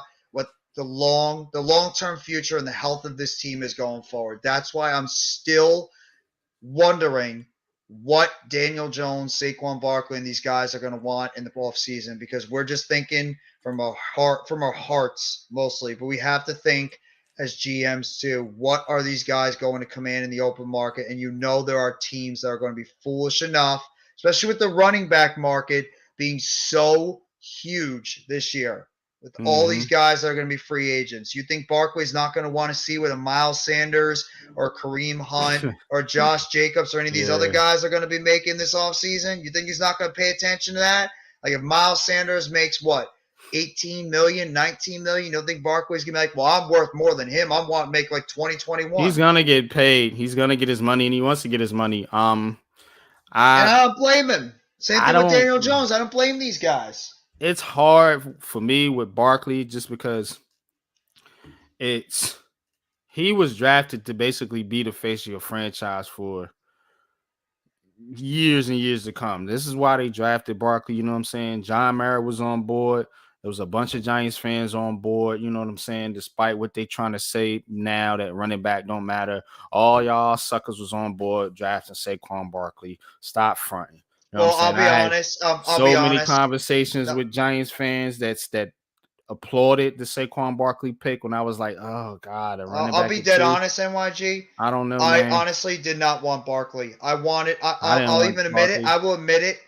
I wanted one of the quarterbacks. I wanted Nick Chubb. Quarterbacks. Yeah, I wanted Nick Chubb, or not Nick Chubb, but Bradley Chubb, or Quentin Nelson. That's what I wanted in that draft. You know what I'm saying? I wasn't on really on any of the quarterbacks outside of Lamar Jackson. You know what I'm saying? And you know me, those are the types of quarterbacks that I like. You know what I'm saying? The Lamar Jacksons, the Jalen Hurts, the Malik Willises. You know what I'm saying? I wanted Josh Allen too. I wanted Josh Allen. And Josh Allen, you know what I'm saying? Yeah, Patrick Mahomes. Those are the type of quarterbacks I like. You know what I mean? Quarterbacks that can make shit happen when shit don't go perfect, because it's so hard to build a perfect team in the NFL. And you see the struggles that the Giants are having right now, trying to build a perfect team around this quarterback. And that's hard to do. Everybody can tell you Daniel Jones has talent, and he has the skill set to make all the plays, and you know, he can elevate his play with good talent around him. Those are all valid points. I'm not going to argue about it. I'm not here to argue about it. But what I'm saying, and a lot of other people say, is that, look, sometimes shit get muddy. Sometimes shit get murky, man. And if you can't get down and dirty when the shit around you is falling apart, man, then, you know, maybe you're not the guy, man, because trust me, there's going to be injuries. You're going to face adversity. You know what I'm saying? Things are gonna happen during the NFL season that if your quarterback can't. Now, Daniel Jones is a tough dude, not taking nothing away from him, man. But you know what I'm saying? And even Big Pat has said that he's a robot. He's gonna do exactly what he's told. And sometimes you need your quarterback to think outside the box and go off script a little bit. And this has always been my knock on Daniel Jones. I know the kid's got talent. I know he's got an arm. I know he's not an idiot quarterback. You know what I'm saying? A lot of people say he can't read. He can make reads. You know what I'm saying? He's not a one read quarterback. You know, when you watch film, you'll see that. You know what I'm saying? But when you can see and you still consistently see, it's slow processing, slow to throw the guy open, or you know he has to see the guy open before he throws it. By that time, it's too late. The NFL, you playing fast, you playing at a rapid pace. These DNs and DBs and even D tackles right now are super fast, so you got to make decisions quickly. You can't be sitting there, you know. All right, now it's too late.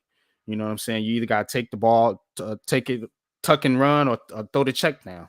You know what I'm saying? So that's the thing about Daniel. I'm sorry. Yeah, nah. A lot of it's on the offensive line that doesn't give him chances, but sometimes they do, and sometimes he doesn't. I watched that. I watched the film this morning, and there were a lot of times where that offensive line was doing a pretty good job protecting him. Where that line gave him some time to be able to scan the field. Yeah, and they didn't have any sacks. They had no. They actually did a pretty good job, that offensive line. They really did a pretty solid. Now he ran out of a couple of them. I give him. I give him that. Daniel Jones ran around a couple sacks, but the Giants O-lineman didn't have any sacks. You know what I'm saying? Not saying they played well by any stretch of the imagination, but they didn't have any sacks, man. But MYG, that's the maddening thing, because that game yesterday in Washington defined Daniel Jones as the Giants quarterback, where this guy.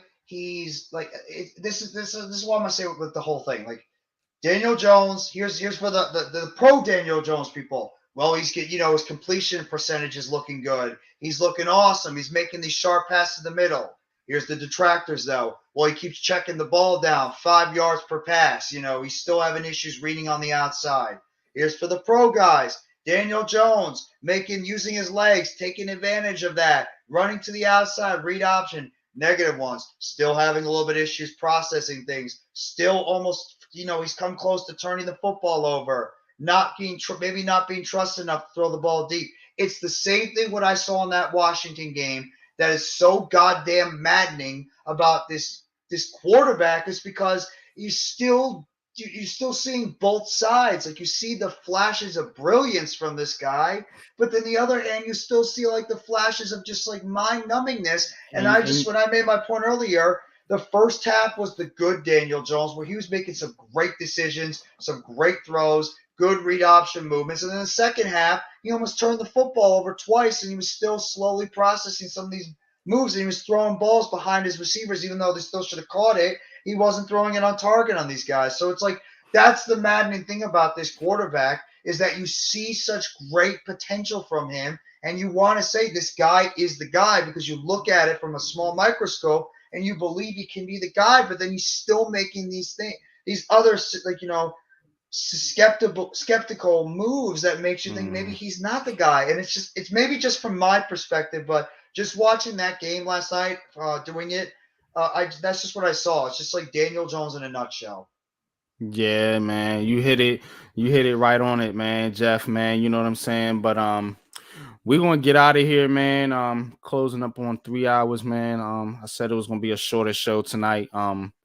So what we'll do is we'll just we'll close out here, and one more thing before I get out of here, man. Before we get out of here, man, you know what I'm saying? Just want to give a shout out to Coach Ed, man. You know what I'm saying? Hope he's feeling better, man. I know he couldn't stay here the whole night for the whole show, man. But definitely appreciate you, man. You know what I'm saying? Even just having the energy, man, to get up, man, and come on a panel with us, man, means a lot to me, man. You know what I'm saying? So shout out to you, man. Shout out to my chat room, man. Hit Squad, man.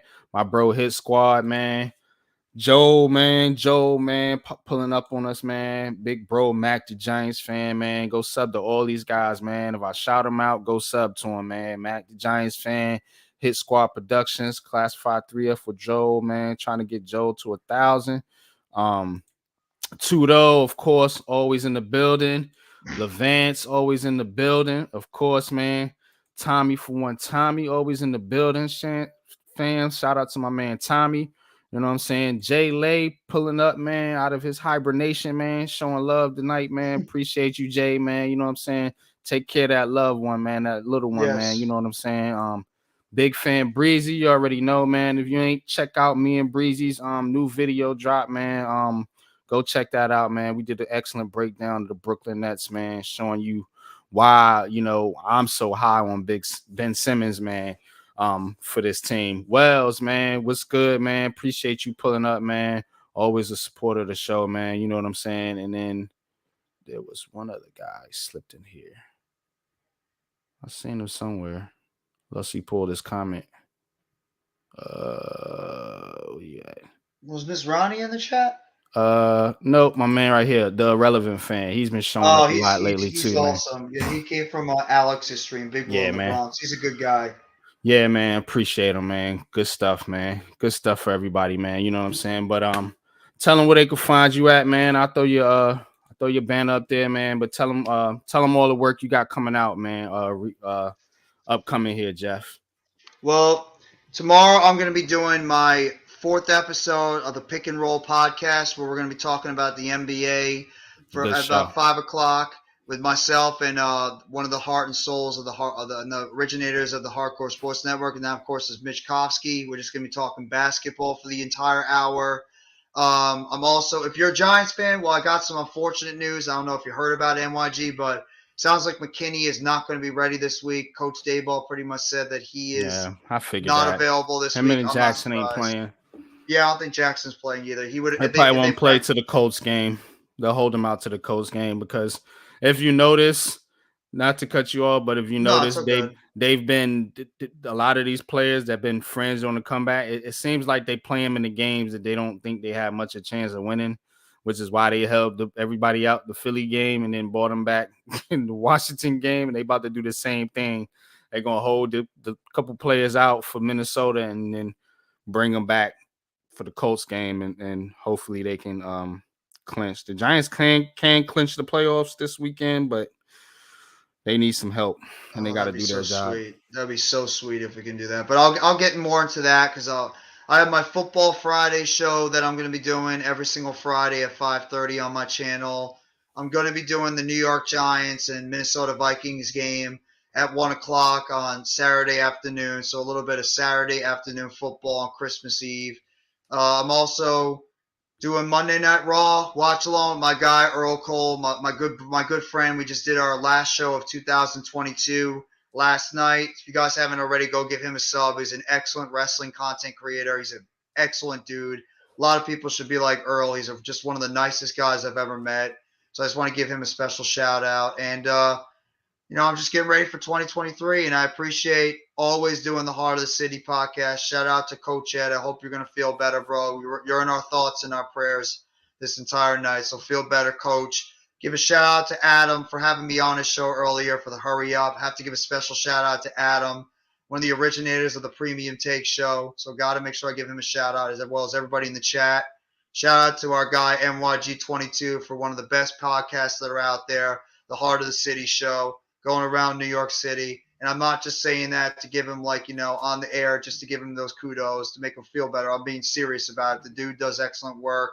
He's not afraid to go off the script and go with those unpopular takes. And he's one of the best content creators out there. So I want to give a shout out to you, bro.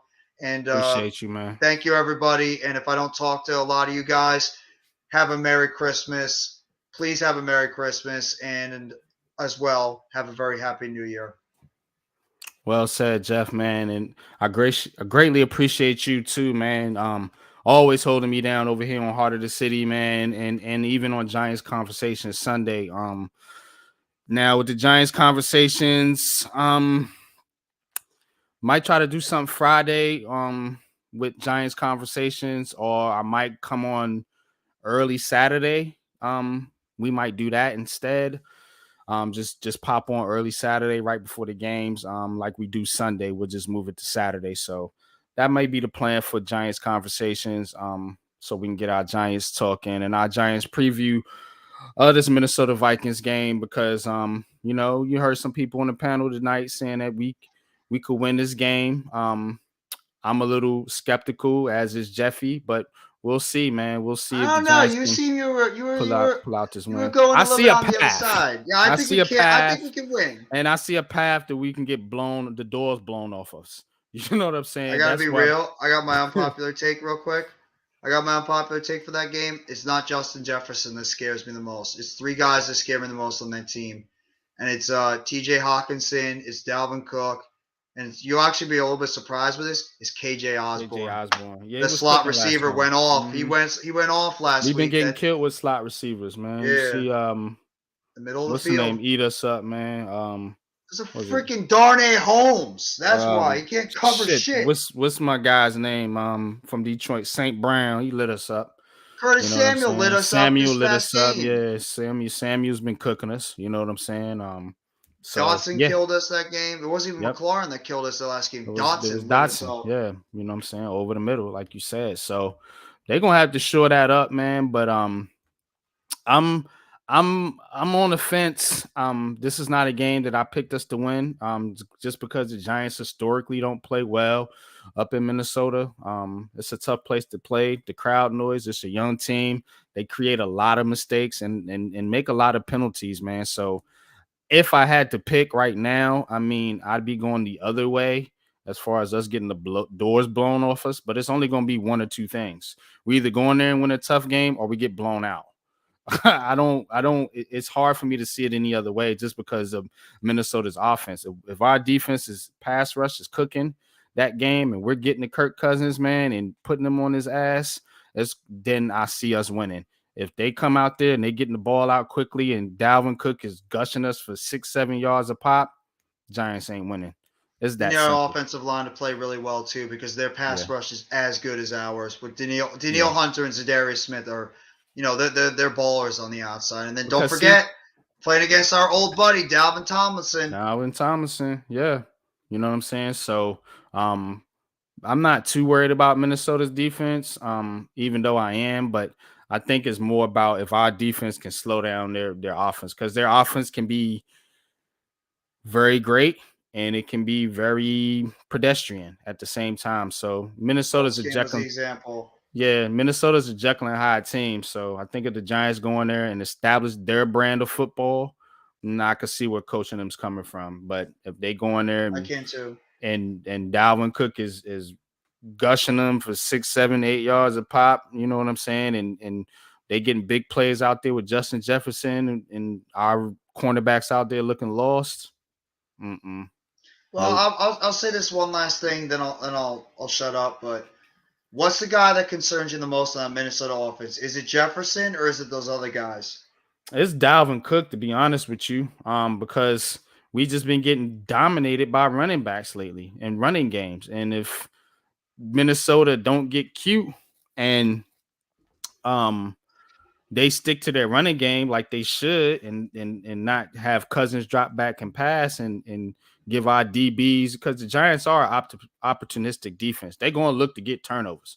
You know what I'm saying? So if Minnesota's playing it safe and they're running the football, it's going to be hard for the Giants to beat them, because when the Giants do come up to try to stop the run, then you got Jefferson and them cats one-on-one down the field, man, with your DBs and these god-awful linebackers, man. So I'm hoping Landon Collins and Jefferson can hopefully help shore up the run defense a little bit, maybe slow down Dalvin Cook to some degree, get Kirk Cousins and them out there wanting to throw the ball all over the yard, man, and maybe you could tee off on them a little bit, man, because this Giants pass rush is heating up. So Cook scares me more in the passing game than he does even the running game. Surprise me if they have one of those big games, man. You know what I'm saying? And Kirk Cousins is not a quarterback that can extend plays like Taylor Heineke, like Hurts. You know what I'm saying? Yeah, you're right about that. So I think these two matchups actually, from a Giants defensive standpoint are probably more favorable than people think, man, just because of the style of quarterback that they playing. You know what I'm saying? So we'll see, man. But we're gonna wrap it up, man. You know what I'm saying? I'm gonna hit y'all with the outro, man. But you know what I'm saying? Like I said, look for me to come on probably Saturday morning. You know what I'm saying? I'll see if I can hop on your show Friday night, man, and we can get our Giants preview going on there too as well, man. You know what I'm saying? So, but that being said, man, we're gonna get up out of here, man. You know what I'm saying? I appreciate everybody showing up tonight. You know, much love and respect, man, and happy holidays if we don't see y'all, man, until next Tuesday, man. But until next time, y'all, peace. Okay.